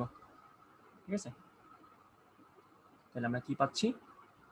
এই যে 2.4 ইন্টু 10 ইনভার্স 11 মিটার। সরি, এতগুলা ধাক্কা সে খাবে, এতটা ধাক্কা সে খাবে। এই যে এক সেকেন্ডে সে যেহেতু এতটুকু যাচ্ছে, এতটুকু যাওয়ার ক্ষেত্রে সে যে এতটুকু ধাক্কা খাবে।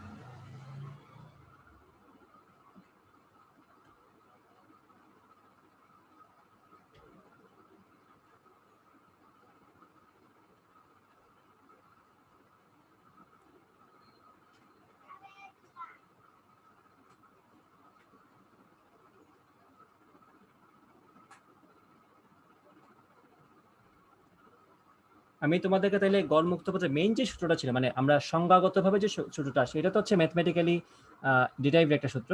মেইন সংজ্ঞার সূত্রটা ছিল কিন্তু এরকম: যতটুকু রাস্তা সে অতিক্রম করে, যে S1 এরকম ছিল সংক্ষিপ্ত সূত্রটা, S1 plus S2 plus S3 এভাবে Sn পর্যন্ত, ডিভাইড বাই কি?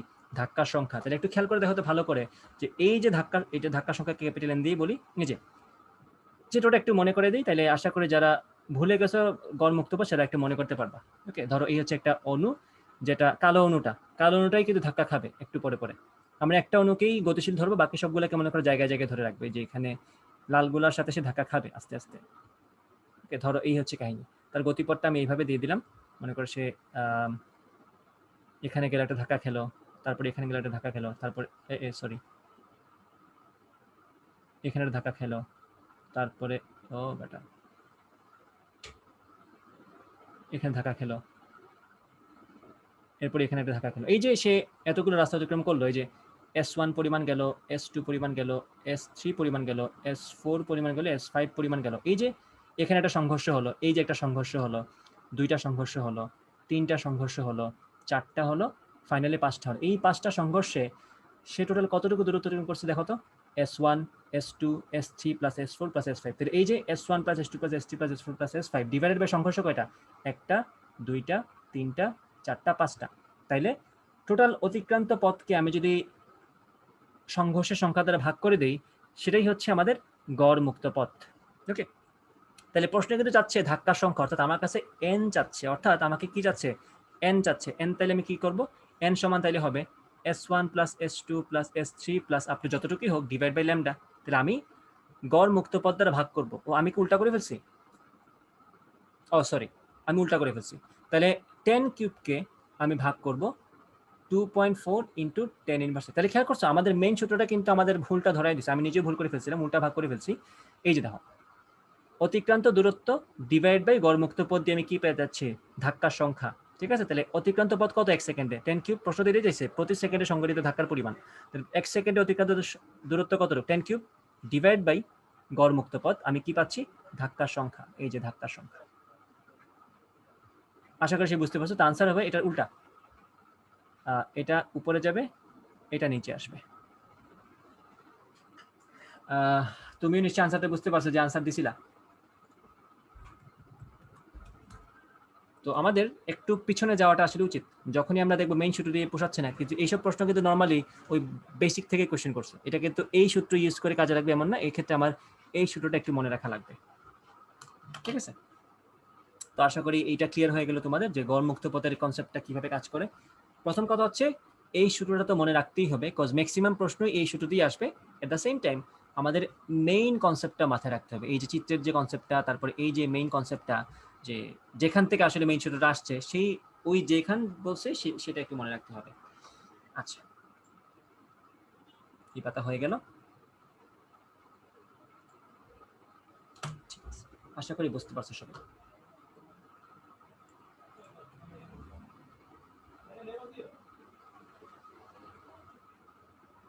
এখন আরেকটা টপিক ছিল, যেটা হচ্ছে আমাদের সিক্ত এবং শুষ্ক বাল্ব হাইগ্রোমিটার। সিক্ত এবং শুষ্ক বাল্ব হাইগ্রোমিটার নামে একটা আমাদের থার্মোমিটার ছিল, যেটা দিয়ে আমরা কোনো একটা জায়গার আপেক্ষিক আর্দ্রতা নির্ণয় করতে পারতাম। কোনো একটা জায়গার আপেক্ষিক আর্দ্রতা আমরা ওইটা দিয়ে নির্ণয় করতে পারতাম। ওকে, সো মেকানিজমটা আসলে কি ছিল? মেকানিজম ছিল অরিজিনালটা এরকম, আমার ভাষায় কথাটা হচ্ছে এরকম, যে কোনো একটা জায়গার বায়ুমণ্ডল যত বেশি ক্ষুধার্ত, যত বেশি ক্ষুধার্ত বলা উচিত না, তৃষ্ণার্ত, যত বেশি তৃষ্ণার্ত সে তত বেশি জলীয় বাষ্প খাইতে যাবে। তো সে তো তৃষ্ণার্ত, সে পানি তো খাবে, তো তার জন্য পানিতে আসলে জলীয় বাষ্প। ঠিক আছে, সে যত কম তৃষ্ণার্ত সে তত কম খাবে। একজন যদি তার কোনো তৃষ্ণা নাই থাকে, তার যদি কোনো তৃষ্ণা নাই থাকে, তাহলে সে কোনো জলীয় বাষ্প খাবে না। যদি তৃষ্ণা থাকে, বেশি তৃষ্ণা থাকলে বেশি জলীয় বাষ্প খাবে, কম তৃষ্ণা থাকলে কম জলীয় বাষ্প খাবে। ঠিক আছে, এই হচ্ছে সেই কথাটা। তাপমাত্রা বাড়ালে, একটু খেয়াল করবা, তাপমাত্রা বাড়ালে তার ধারণ ক্ষমতা বেড়ে যায়। কেন? কারণ হচ্ছে তাপমাত্রা বাড়ালে তার তৃষ্ণা বেড়ে যায়। জিনিসটাকে ওইভাবে চিন্তা করতে পারে মানুষের মতো করে। আমরা যে একটুকে বলছিলাম তাপমাত্রা কমালে তার ধারণ ক্ষমতা কমে যায়, কেন? তাপমাত্রা কমালে তার তৃষ্ণা কমে যায়, তাপমাত্রা বাড়ালে তার তৃষ্ণা বেড়ে যায়, তাপমাত্রা বাড়ালে এই জন্য ধারণ ক্ষমতা বাড়তে থাকে। এটা সকলের ক্ষেত্রে, অলমোস্ট সবগুলো ক্ষেত্রেই প্রযোজ্য। দ্রবীভবনের ক্ষেত্রে সেম কথা প্রযোজ্য। পানির তাপমাত্রা বাড়ালে ওইখানে চিনি বেশি দ্রবীভূত হয়, কমালে চিনি কম দ্রবীভূত হয়।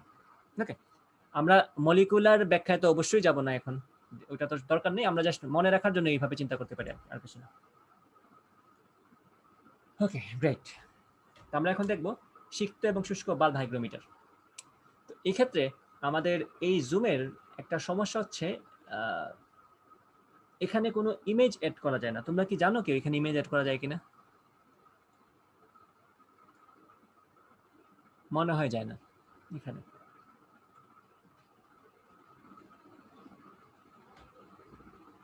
এটা খুবই খারাপ একটা জিনিস।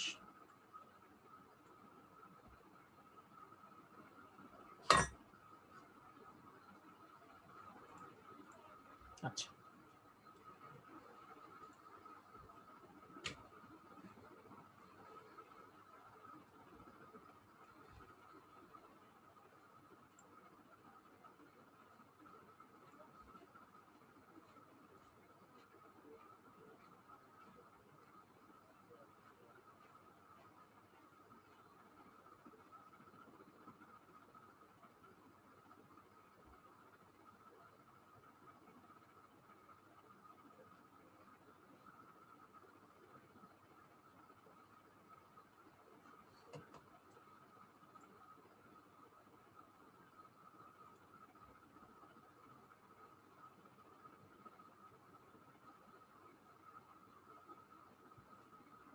এই সেটআপটাতে এরকম দুইটা থার্মোমিটার থাকে, একটা হচ্ছে বায়ুর তাপমাত্রা দিবে তোমাকে এটা, আর আরেকটা এর সাথে একটা কানেকশন থাকে জলীয় বাষ্পের না সরি সল্টের মাধ্যমে এটাকে একটা তরলের মধ্যে রাখা হয় এইভাবে, এখানে কিছু তরল থাকে। সো কাহিনী কি খেয়াল করো, তো যদি এটা হচ্ছে আমাদের একটা শুষ্ক থার্মোমিটার, এটা হচ্ছে সিক্ত থার্মোমিটার, দুইটা ডেফিনেটলি ডিফারেন্ট টেম্পারেচার দেখাবে। কিভাবে খেয়াল করো, বায়ুতে মনে করো আপেক্ষিক আর্দ্রতা হচ্ছে 25%। তা আপেক্ষিক আর্দ্রতা যদি 25% থাকে, তার মানে হচ্ছে যতটুকু তার দরকার তার মাত্র 25 ভাগ তার কাছে আছে, মানে 100 ভাগের 25 ভাগ আছে আর কি। তো নিশ্চয়ই সে বাকি 65% 75%-এর জন্য সে তৃষ্ণার্ত, তো সে তো নিশ্চয়ই জলীয় বাষ্প নিতে চাবে। তো সে এখান থেকে জলীয় বাষ্প কিভাবে নেবে, বাষ্প করে। এখন এই যে এখানে রাখা পানিটা অথবা এখানে রাখা যে কোনো উদ্বায়ী পদার্থ বা যেটাই থাকুক না কেন, এই যে সে বাষ্পীভূত যে হবে, সে যে বাষ্পীভূত হচ্ছে, সে বাষ্পীভূত হওয়ার জন্য তার একটা কি জানি বলে এটাকে সুপ্ত তাপ লাগবে বাষ্পীভূত হওয়ার জন্য।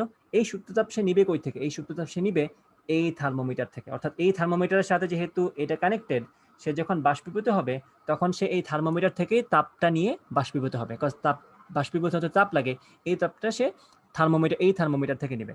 সো যথারীতি থার্মোমিটারের তাপমাত্রা কমে যাবে। তো আমরা দেখব এই থার্মোমিটারের রিডিংটাতে কিছু কম দেখা যাচ্ছে এই থার্মোমিটারের তুলনায়।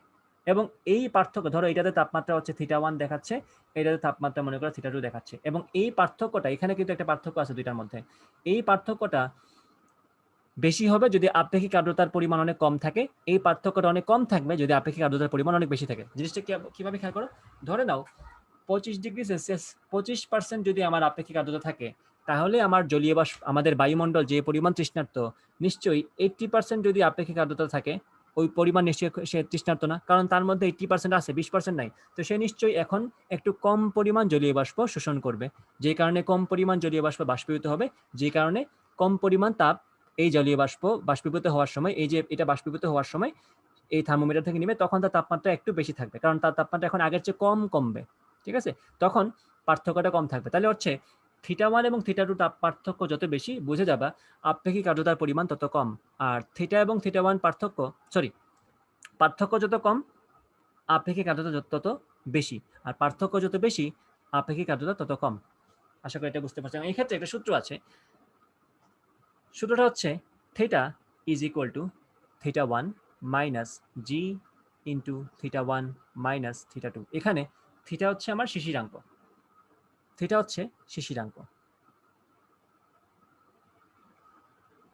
এবং একটা মজার জিনিস খেয়াল করো, যদি আমার আপেক্ষিক আর্দ্রতা 100% থাকে, অর্থাৎ যতটুকু দরকার ততটুকুই আছে, সে কিন্তু কিছুই শোষণ করবে না, কোনো জলীয় বাষ্পই বাষ্পীভূত হওয়ার, কোনো পানি বাষ্পীভূত হওয়ার দরকার নাই। যেহেতু কোনো পানি লিকুইডে বাষ্পীভূত হচ্ছে না, তাহলে বাষ্পীভবনের আপেক্ষিক সুপ্ততাপও তার লাগবে না, অর্থাৎ তাপমাত্রা যা ছিল, বায়ুমণ্ডলের তাপমাত্রা যা ছিল তাই সে দেখাবে। আর তখন θ1 এবং θ2 সমান হয়ে যাবে। এই যে তখন θ1 এবং θ2 সমান হয়ে যাবে, তখন দেখো খেয়াল করে θ ইজ ইকুয়াল টু θ1 হয়ে যাবে, অর্থাৎ বায়ুর তাপমাত্রাই তখন শিশিরাঙ্ক। কারণ তখন এটাই তো কথা ছিল যে যখন তাপমাত্রা এমন হয়ে যাবে যে জলীয় বাষ্প যা আছে তার দ্বারাই সে সম্পৃক্ত হয়ে গেল, তাহলে তো ওই তাপমাত্রাই আমার শিশিরাঙ্ক, তখন দেখা যাচ্ছে বায়ুর তাপমাত্রাই আমার শিশিরাঙ্ক, θ সমান θ1। ওকে, আদারওয়াইজ আমাদের এই যে এই সূত্রটা কাজে লাগবে। ওকে, θ সমান θ1 মাইনাস জি হচ্ছে একটা ধ্রুবক, যেটা হচ্ছে গ্লেসিয়ারের উৎপাদক নামে পরিচিত, এবং এই উৎপাদকের পরিমাণ তোমাকে পরীক্ষার সময় প্রশ্নে দেয়া থাকবে, জি এর মানটা দেয়া থাকবে, কোন একটা নির্দিষ্ট তাপমাত্রার জন্য গ্লেসিয়ারের যে উৎপাদক সেটা দেয়া থাকে পরীক্ষার মধ্যে, θ1 মাইনাস θ2। একটু কষ্ট করে মুখস্থ রাখবে এটা, আর মাথায় রাখবা সবসময় θ2 তে অবশ্যই ছোট তাপমাত্রাটা হবে, অর্থাৎ সিক্তটার তাপমাত্রা θ2 হবে। সিক্তটার তাপমাত্রা একমাত্র একটা কেসেই শুষ্কটার সমান হবে, যখন আমাদের আপেক্ষিক আর্দ্রতা 100%, আদারওয়াইজ θ2 সামান্য পরিমাণ হলেও θ1 এর চেয়ে ছোট থাকবে। এখন একটা প্রশ্ন আমরা সলভ করি, এই রিলেটেড একটা প্রশ্ন সলভ করি আমরা। প্রশ্নটা আমি এখানে আনবো কিভাবে, এই জুমের বাচ্চারা এইসব দেয় না কেন, এখানে আমি কোনো অ্যাটাচ করতে পারবো না কেন, খুবই খারাপ একটা জিনিস, কিছুই নাই, আজব তো।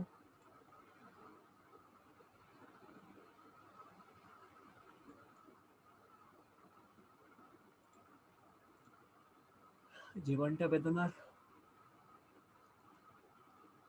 আচ্ছা, বলে দিই তোমাদেরকে আমি প্রশ্নটা, শোনো। প্রশ্নটা হচ্ছে কোনো একদিনে কথা বলছে, কোনো একদিনে সিক্ত এবং শুষ্ক বাল্ব হাইগ্রোমিটারে শুষ্ক এবং সিক্ত বাল্বের তাপমাত্রা 30 ডিগ্রি সেলসিয়াস এবং 28 ডিগ্রি সেলসিয়াস। আমি এইসব কথা না বলে ডিরেক্ট বলে দিলাম যে θ1 হচ্ছে শুষ্কতার তাপমাত্রা হচ্ছে অবশ্যই বেশি হবে সামান্য হলেও, আর সমান হয়ে গেলে তো আপেক্ষিক আর্দ্রতা 100%। তো শুষ্কতার তাপমাত্রা হচ্ছে 30 ডিগ্রি সেলসিয়াস এবং সিক্ততার তাপমাত্রা হচ্ছে 28 ডিগ্রি সেলসিয়াস। আচ্ছা, এই হচ্ছে দুটো তাপমাত্রা। প্রশ্ন হচ্ছে ওই স্থানের বায়ুর আপেক্ষিক আর্দ্রতা নির্ণয় করো। ওই স্থানের বায়ুর আপেক্ষিক আর্দ্রতা অর্থাৎ তোমাকে বলছে ক্যাপিটাল আর বের করতে, এটা তোমাকে বের করতে বলছে। এখন তোমাকে কিছু ইনফরমেশন দেয়া আছে। ইনফরমেশনগুলো হচ্ছে 30 ডিগ্রি সেলসিয়াসে গ্লেসিয়ারের উৎপাদক, এই যে জিটা আমি বলবো 30 ডিগ্রি সেলসিয়াসে গ্লেসিয়ারের উৎপাদকের পরিমাণ হচ্ছে 1.65, আর 26 degree Celsius, 28 degree Celsius, 30 degree সেলসিয়াসে সম্পৃক্ত জলীয় বাষ্পের চাপ। এই তিনটা তাপমাত্রায় আমাদের সূত্রতে সম্পৃক্ত জলীয় বাষ্পের চাপ লাগে। সম্পৃক্ত বা চাপ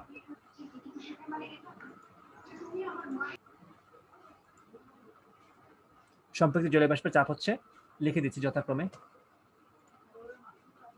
যথাক্রমে মাথায় রাখবে, এটা এখানে আছে 25 ইন্টু 0.5, 25.25 ইন্টু 10⁻³ মিটার, মানে মিটারে চাপ দেওয়া আছে আর কি, 28.45 ইন্টু 10⁻5 মিটার, আর 31.85 ইন্টু 10⁻³ মিটার। অবশ্যই পারদ চাপ দেয়া আছে। এই ইনফরমেশন তোমাকে দেয়া আছে, এর বেশি তোমাকে কিছু দেয়া নাই। তোমাকে বলছে ওই স্থানের বায়ুর আপেক্ষিক আর্দ্রতা নির্ণয় করতে হবে। তাহলে দেখো, আপেক্ষিক আর্দ্রতা বের করতে আমার যে সূত্রটা লাগাই, সেই সূত্রটা কি? R is equal to small f divided by capital F into 100, তাই না? আচ্ছা, তাহলে আমাদের লাগবে শিশিরাঙ্কে সম্পৃক্ত জলীয় বাষ্পের চাপ, এবং বায়ুর তাপমাত্রায় সম্পৃক্ত জলীয় বাষ্পের চাপ। আচ্ছা, ঠিক আছে। আর আমাদের এখন যেহেতু এইসব সিক্ত শুষ্ক থার্মোমিটার আসছে, তাহলে অবশ্যই বুঝতে পারছো আমাদের এই সূত্রটা কাজে লাগানো লাগবে, কারণ এখান থেকে আমরা শিশিরাঙ্কটা বের করতে পারবো। শিশিরাঙ্ক আমাদের কত তাপমাত্রায় বের করতে পারবো। খেয়াল করো, থিটা তো আমরা শিশিরাঙ্ক, তাই না? তাই আমি এখান থেকে ইউজ করি theta is equal to θ1 minus θ1 কত আমাদের, শুষ্কটার তাপমাত্রা কত, শুষ্কটার 30, তাহলে 30 মাইনাস জি কত আমাদের বলছে, দেখো বায়ুর তাপমাত্রা কি, বায়ুর তাপমাত্রায় জি এর মান হচ্ছে 1.65, ঠিক আছে? 1.65। এখানে কিন্তু সিক্তটার ক্ষেত্রে যদি জি এর তাপমাত্রা জি এর মান দিয়েও দেয় প্রশ্নের মধ্যে, এটা খেয়াল করবা, এখানে যে জি এর মানটা এটা হচ্ছে বায়ুর তাপমাত্রায়। তুমি মানে পরীক্ষা এমন হতে পারে তোমার 30 ডিগ্রি সেলসিয়াস তাপমাত্রায়ও জি এর মান দিয়ে দিছে, 28 ডিগ্রি সেলসিয়াস তাপমাত্রায় জি এর মান দিয়ে দিছে তোমাকে কনফিউজ করার জন্য। তুমি এখানে কোন তাপমাত্রার জন্য জি এর মান বসাবা? এটা হচ্ছে বায়ুর তাপমাত্রা, বায়ুতে যে তাপমাত্রা আছে সেটার জন্য। এইগুলা মাথায় রাখবা। আচ্ছা, তো 30 মাইনাস 1.65 ইন্টু θ1 মাইনাস θ2, অর্থাৎ 30 মাইনাস 28, কত আসে দেখো তো, 30 মাইনাস 1.65 ইন্টু 2, তাহলে এটা কি আসবে দেখো, 30 মাইনাস 5 দুগুণে 10, 6 দুগুণে 12, আর 13, 2 একে 2, তাহলে 2.30। কত আসে এটা? 30 থেকে 2 গেলে 28, 27.7 নাকি? আমি ঠিক লিখলাম? মনে তো হচ্ছে ঠিক লিখছি। এই যে, তাহলে আমাদের শিশিরাঙ্কের তাপমাত্রা আসছে কত, 27.7 ডিগ্রি সেলসিয়াস। ওকে, আচ্ছা, এটা আসছে আমাদের শিশিরাঙ্ক। আমাদের লাগবে শিশিরাঙ্কে সম্পৃক্ত জলীয় বাষ্পের চাপ এবং বায়ুর তাপমাত্রা সম্পৃক্ত জলীয় বাষ্পের চাপ। বায়ুর তাপমাত্রা এই যে 30 ডিগ্রি সেলসিয়াস তাপমাত্রায় সম্পৃক্ত জলীয় বাষ্পের চাপ তো আমাকে দেয়াই আছে, এই যে প্রশ্নে দিয়ে দিছে। কিন্তু শিশিরাঙ্ক যেটা আসছে এটার জন্য কিন্তু কোনো জলীয় বাষ্পের চাপ আমাকে দেয়া হয় নাই। দেয়া আছে 26 ডিগ্রির জন্য, দেয়া আছে 28 ডিগ্রির জন্য, এবং দেয়া আছে 30 ডিগ্রির জন্য। তো এখানে আমরা যেটা করব, 27.70 এই চাপ তাপমাত্রাটা যে দুইটা তাপমাত্রার ভিতরে ওই দুইটার থেকে হিসাবটা করে বের করতে হবে। অর্থাৎ আমরা দেখব 26 থেকে 28 আসলে আমাদের চাপের পরিবর্তন কতটুকু হয়। দেখো 26-এ যখন তাপমাত্রা, তখন সম্পৃক্ত জলীয় বাষ্পের চাপ হচ্ছে 25.25, আর যখন 28-এ আসছে তখন হয়ে গেছে 28.45। এই যে 26 থেকে 28-এ আসার পরে তাপমাত্রার পরিবর্তন হয়েছে কতটুকু? 2 ডিগ্রি সেলসিয়াসের বৃদ্ধি হয়েছে, ঠিক আছে? 2 ডিগ্রি সেলসিয়াস তাপমাত্রা বৃদ্ধিতে চাপ কতটুকু বাড়ছে খেয়াল করো, 25.25 থেকে 28.45। তাহলে এখানে আমি লিখবো 2 ডিগ্রি সেলসিয়াস বৃদ্ধিতে, 2 ডিগ্রি সেলসিয়াস তাপমাত্রা বৃদ্ধিতে চাপের বৃদ্ধি, ঠিক আছে? চাপের বৃদ্ধি কতটুকু খেয়াল করো, 28.45 থেকে 25.25 বাদ দাও, 28.45 থেকে 25.25 বাদ দাও, কি আসে দেখো, 5 থেকে 5 গেলে 0, 4 থেকে 2 গেলে 2, 8 থেকে 5 গেলে 3, 3.20। ওকে, তাহলে আমাদের চাপের পরিবর্তন কতটুকু হয়েছে, 3.2 ইন্টু 10⁻³ মিটার পারদ, এতটুকু চাপের বৃদ্ধি হয়েছে। তাহলে খেয়াল করো 1 ডিগ্রি সেলসিয়াস তাপমাত্রা বৃদ্ধিতে চাপের বৃদ্ধি কতটুকু ঘটবে, তাহলে কি করবো, 2 দ্বারা ভাগ করবো এটাকে, 3.2 ইন্টু 10⁻³ মিটার পারদ ডিভাইড বাই 2। তো 3.2-কে তো আমি 2 দ্বারা ভাগ করলে কি পাবো, 1.6 পাবো। আমি এখানে পাচ্ছি 1.6 ইন্টু 10⁻³ মিটার পারদ। তাহলে খেয়াল করো 1 ডিগ্রি সেলসিয়াস তাপমাত্রার বৃদ্ধিতে, 1 ডিগ্রি সেলসিয়াস আমি তাপ লিখছি কেন, তাপমাত্রা লিখবো, তো চাপ লিখছি কেন, এটা ভুল করছি। আচ্ছা, ঠিকই তো ছিল, সরি, চাপের বৃদ্ধিতে হয়েছে, ঠিক আছে, এই যে তাপমাত্রা বৃদ্ধিতে লিখছি। তাহলে 1 ডিগ্রি সেলসিয়াস তাপমাত্রা বৃদ্ধিতে আমার যদি চাপের পরিবর্তন এতটুকু হয়, তাহলে খেয়াল করো তো আমার এই যে শিশিরাঙ্কের যে তাপমাত্রা আসছে 27.70, তাহলে এটা 26 থেকে কতটুকু বেশি খেয়াল করছো, 26 থেকে 27.70 কতটুকু বেশি, 1.70 ডিগ্রি বেশি, ঠিক আছে? তাহলে এই যে আমরা এখন দেখব যে 1 ডিগ্রি সেলসিয়াস তাপমাত্রা বৃদ্ধিতে চাপের পরিবর্তন যদি এতটুকু হয়, বৃদ্ধি যদি এতটুকু হয়, তাহলে 1.70 ডিগ্রি সেলসিয়াস বৃদ্ধির জন্য চাপের পরিবর্তন কি পরিমাণ হবে, তাহলে এখানে লিখবো আমরা কি, অতএব এখন আমার একটা ক্যালকুলেটর লাগবে তোমাদের, 1.7 ডিগ্রি সেলসিয়াস বৃদ্ধিতে, 1.70 ডিগ্রি সেলসিয়াস তাপমাত্রা বৃদ্ধিতে চাপের বৃদ্ধি কতটুকু, এই যে এটার সাথে 1.7 গুণ দিয়ে দেবো, তাহলে 1.6 ইন্টু 10⁻³ ইন্টু 1.7।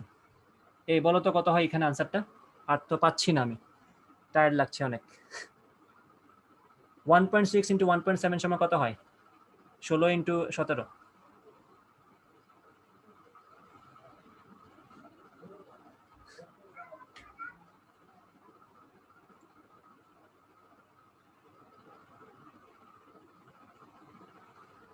আজকে ওই ভাই কি মিস করছে, একটা ভাই আছে না খালি শর্টকাট দেয়, কি জানি নাম ভুলে গেলাম, বুয়েটিয়ান লেখা নামের পাশে পেজের, সে খালি শর্টকাট দিতেই থাকে। 2 সংখ্যার গুণ কেমনে জানি করে, দশমিক সংখ্যা। এ ভাই বলো না আমারে, 1.6 ইন্টু 2 1.7 কত হবে, ক্যালকুলেটর নাও হাতে। আচ্ছা, হ্যাঁ ইউসুফ ছিল, এইভাবে গেলে পারতো। হ্যাঁ, এখন বলে ফেল আমারে, 1.6 ইন্টু 1.7 কত হবে,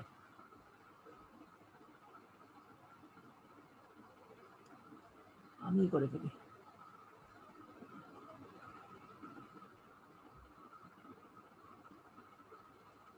তোমাদের থেকে আসতে 6 7 42 সাথে 8 আচ্ছা চলে আসছে, একজন থ্যাংক ইউ তোমারে। এটা হচ্ছে 2.72 ইন্টু 10⁻³ মিটার পারদ চাপ বৃদ্ধি পাবে, অর্থাৎ 1.70 তাপমাত্রা বৃদ্ধিতে আমাদের চাপের বৃদ্ধি হচ্ছে এতটুকু।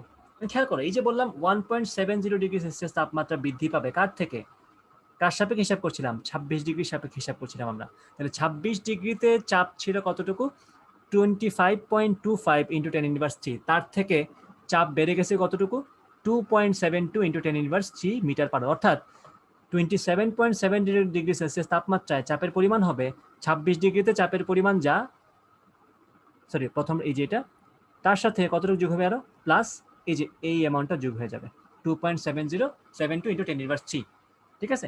তো এইটা আমরা করব। তাইলে স্মল এফ এর মান কি হবে, অর্থাৎ শিশিরাঙ্কের সম্পর্কিত জলীয় বাষ্পের চাপ, তো ওইটা হবে 25.25 প্লাস 2.72 ইন্টু 10⁻³ এই যে আমরা স্মল এফটা পেয়ে গেলাম। এখন ক্যাপিটাল এফ কি আমরা জানি? ডেফিনেটলি জানি। ক্যাপিটাল এফ হচ্ছে বায়ুর তাপমাত্রায় সম্পর্কিত জলীয় বাষ্পের চাপ এবং ডিরেক্ট 30°C তাপমাত্রায় চাপটা বলে দেওয়া আছে। তাহলে উপরে লিখবা এই মানটা, নিচে লিখবা এই মানটা, এটা এখানে বসায় দিবা, এই যে এটা এখানে আসবে, আর 100 দিয়ে গুণ দিয়ে দিবা, তুমি আপেক্ষিক আর্দ্রতাটা পেয়ে যাবা। তো এই হচ্ছে সিক্ত এবং শুষ্ক বাল্ব হাইগ্রোমিটার যন্ত্রের মাধ্যমে আমাদের কোনো একটা জায়গার আপেক্ষিক আর্দ্রতা নির্ণয় করার পদ্ধতি।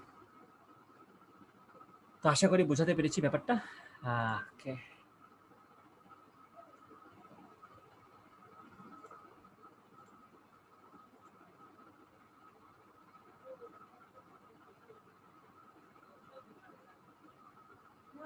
এখন আসো আমরা কিছু প্রিভিয়াস ইয়ার্স এর কোশ্চেন দেখে ফেলি।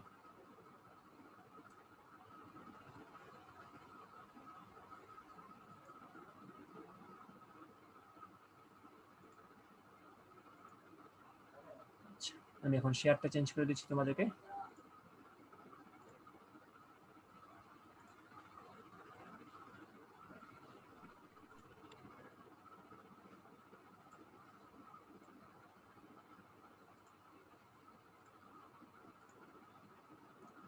সামনে আসছে ব্রাউজার, সামনে আসছে পিডিএফ।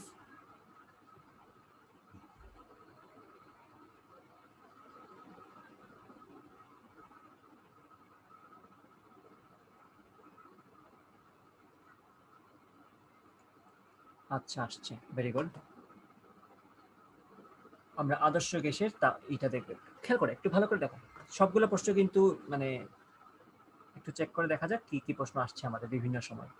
এই যে বুয়েটের প্রথম প্রশ্নটা দেখো, রিটেনে আসছে এটা, কত ডিগ্রি সেলসিয়াস তাপমাত্রায় অক্সিজেনের বর্গমূল গড় বর্গবেগ -100°C তাপমাত্রায় হাইড্রোজেন অণুর বর্গমূল গড় বর্গবেগের সমান হবে? এটা কিন্তু আমরা গত ক্লাসে করেছিলাম।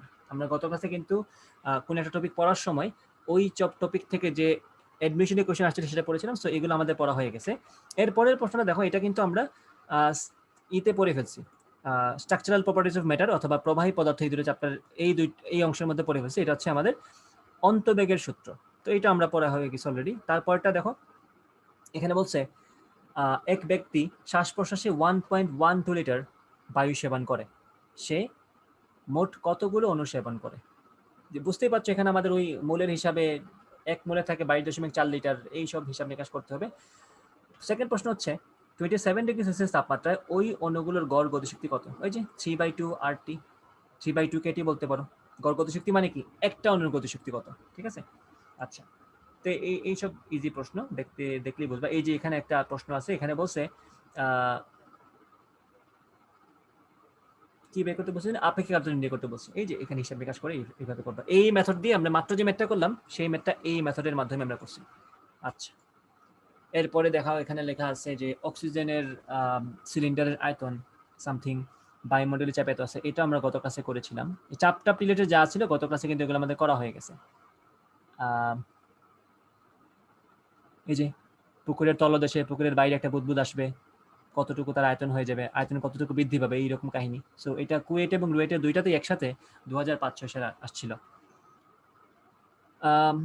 তেমন কোনো কঠিন প্রশ্ন দেখছি না। একটা প্রশ্ন নিয়ে তোমাদেরকে মানে ডিস্টার্ব করতে পারে, সেটা হচ্ছে গতিশক্তি নিয়ে। কারণ তোমাকে যদি বলে একটা নাইট্রোজেন অণুর মোট গতিশক্তি নির্ণয় করো, নাইট্রোজেন অণুর ক্ষেত্রে যদি মোট গতিশক্তি নির্ণয় করতে বলে, তুমি যদি এখন 3/2 একটা অণুর কথা যদি বলে, একটা অণুর গতিশক্তি বের করো, তুমি যদি 3/2 কেটে দিয়ে আনসার করো, তোমার আনসার ভুল আসবে। কেন ভুল আসবে খেয়াল করো। নাইট্রোজেন কিন্তু একটা দ্বিপারমাণবিক গ্যাস। খেয়াল কর, মনে আছে নিশ্চয়ই নাইট্রোজেনের ইটা হচ্ছে N2। তো যেহেতু এটা দ্বিপারমাণবিক গ্যাস, দ্বিপারমাণবিক গ্যাসের ক্ষেত্রে আমাদের স্বাধীনতার মাত্রা কিন্তু ছিল 5টা। মনে আছে নিশ্চয়ই, 3টা রৈখিক গতির জন্য আর 2টা হচ্ছে ঘূর্ণন গতির জন্য। Very good. 5টা, তাহলে তার সূত্রটা কি হবে? 5/2 KT। এটা ভুলেও এটা করবে না, 3/2 KT দিয়ে করবে না, ঠিক আছে? তাহলে এখানে আমরা বলতে পারি যে এখানে আনসারটা ভুল আছে। এই যে এখানে 29°C তাপমাত্রায় 3 গ্রাম নাইট্রোজেনের মোট গতিশক্তি নির্ণয় করো। সো 3 গ্রাম নাইট্রোজেন আনছে মানে তো আমাদের ওই মূলে যাওয়া লাগবে, মূল সংখ্যা কতটুকু যাওয়া লাগবে। তারা যে এখানে 3/2 ইউজ করছে, এটাতে ঝামেলা আছে। এখানে আমাদের 5/2 হবে, ঠিক আছে? এটা মাথায় রাখবে। এক পারমাণবিক হলে যদি এখানে হিলিয়াম গ্যাস থাকতো তাহলে আমরা 3/2 নিয়ে কাজ করতে পারতাম, কিন্তু যেহেতু এখানে নাইট্রোজেন গ্যাস বলছে, সো ডেফিনেটলি দ্বিপারমাণবিক গ্যাস, স্বাধীনতা মাত্রা হচ্ছে 5, সো এখানে আমাদের 5/2 হবে। আচ্ছা,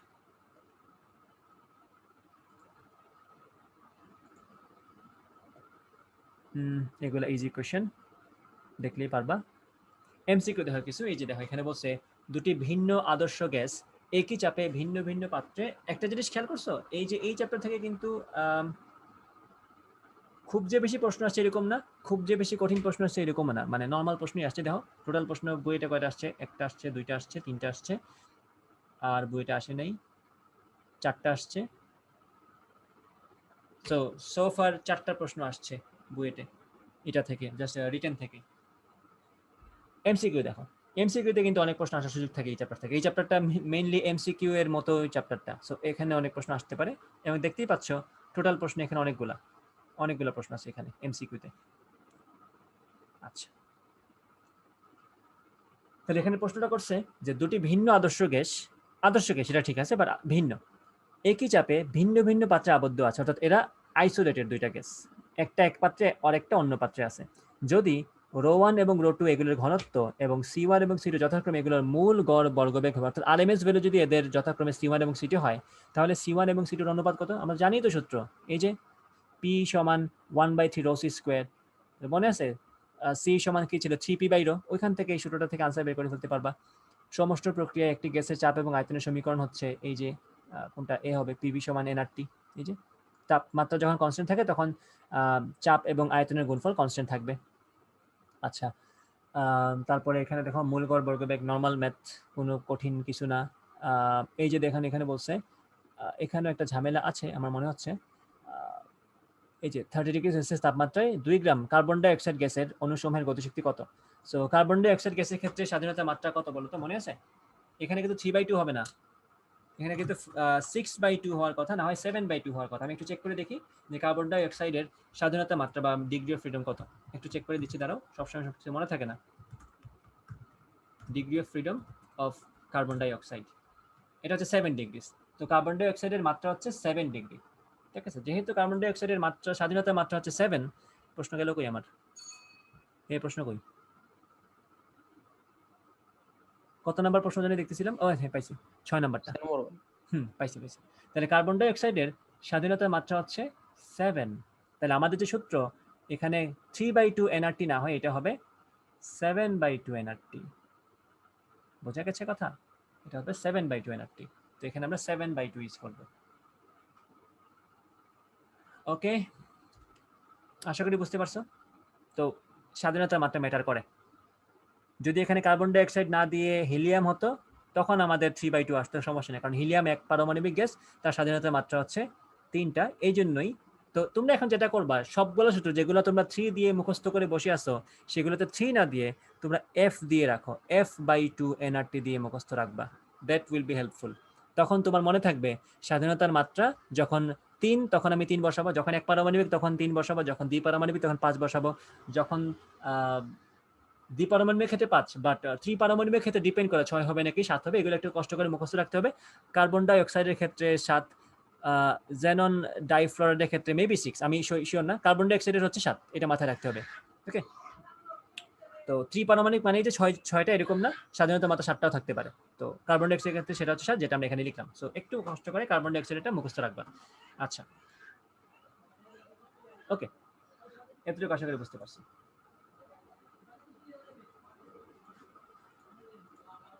এরপরে আসো, আর দেখানোর মতো কিছু আছে কিনা, মানে এই চ্যাপ্টারের সবচেয়ে কনফিউজিং টপিক হচ্ছে আমাদের আপেক্ষিক আর্দ্রতার অংশটা, ওই যে small f by capital f এর অংশটা, কোনটা কি বোঝা সেটা আসলেই বোঝা।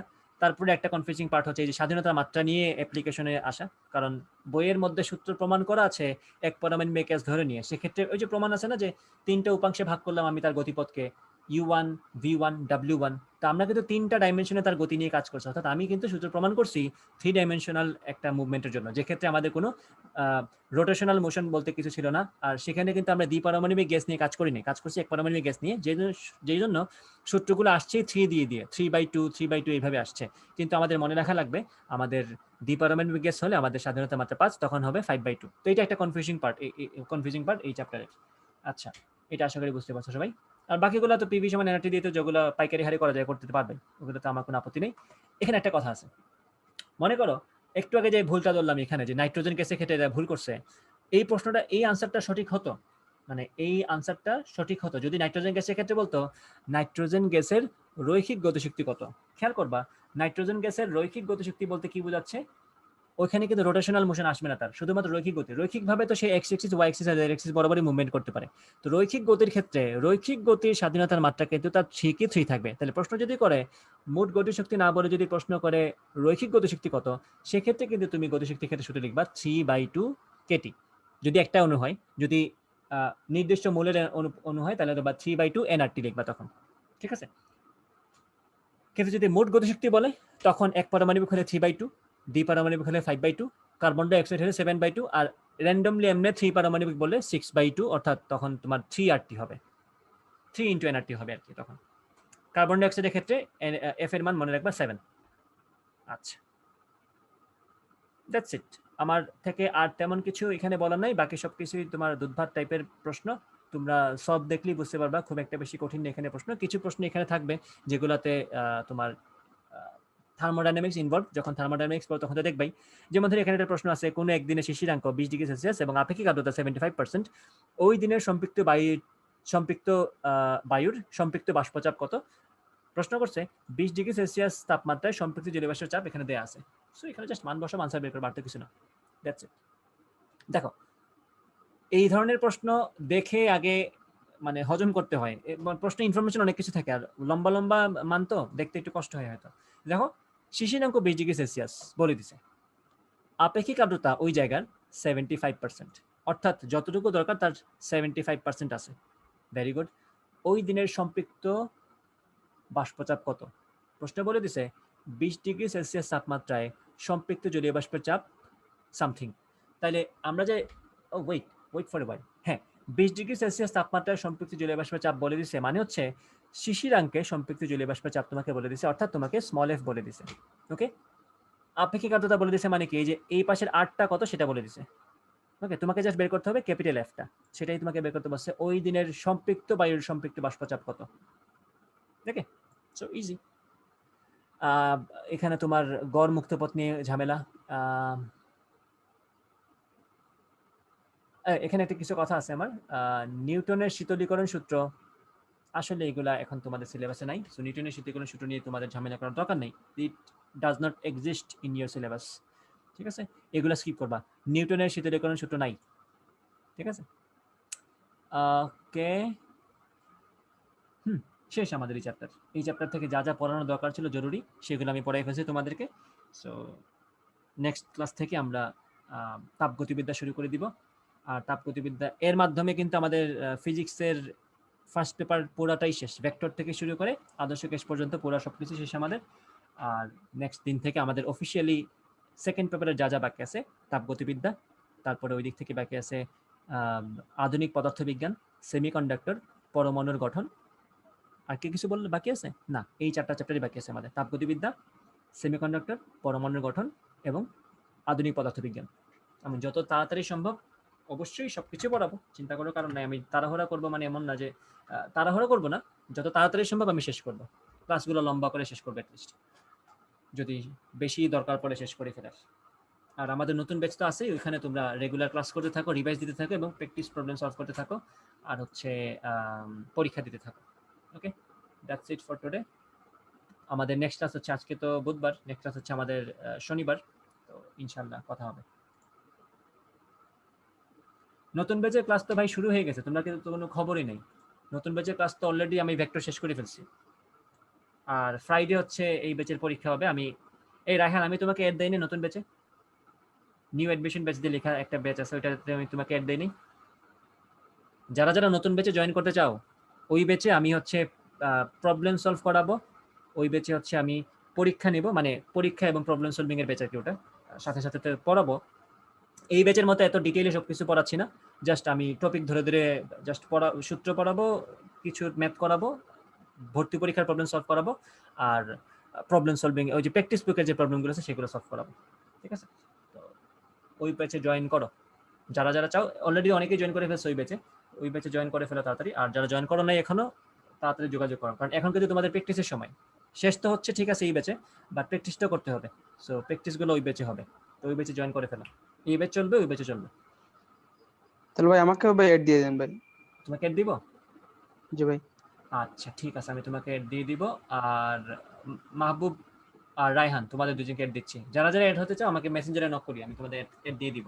ওই ব্যাচে কিন্তু প্র্যাকটিস হবে। আচ্ছা ওকে। আচ্ছা ভাই, তাইলে ভাই যে আপনার যে ভাই মানে নেক্সট আপনার যে চ্যাপ্টার গুলো পড়াইবো আর কি, ওই চ্যাপ্টার গুলোর সাথে সাথে কি ভাই আমরা মানে আপনার নতুন বেচের সাথে নতুন বেচের চ্যাপ্টার গুলোকে আমরা অ্যাডভাইস দিব আগে? বুঝিনি, আবার বলো।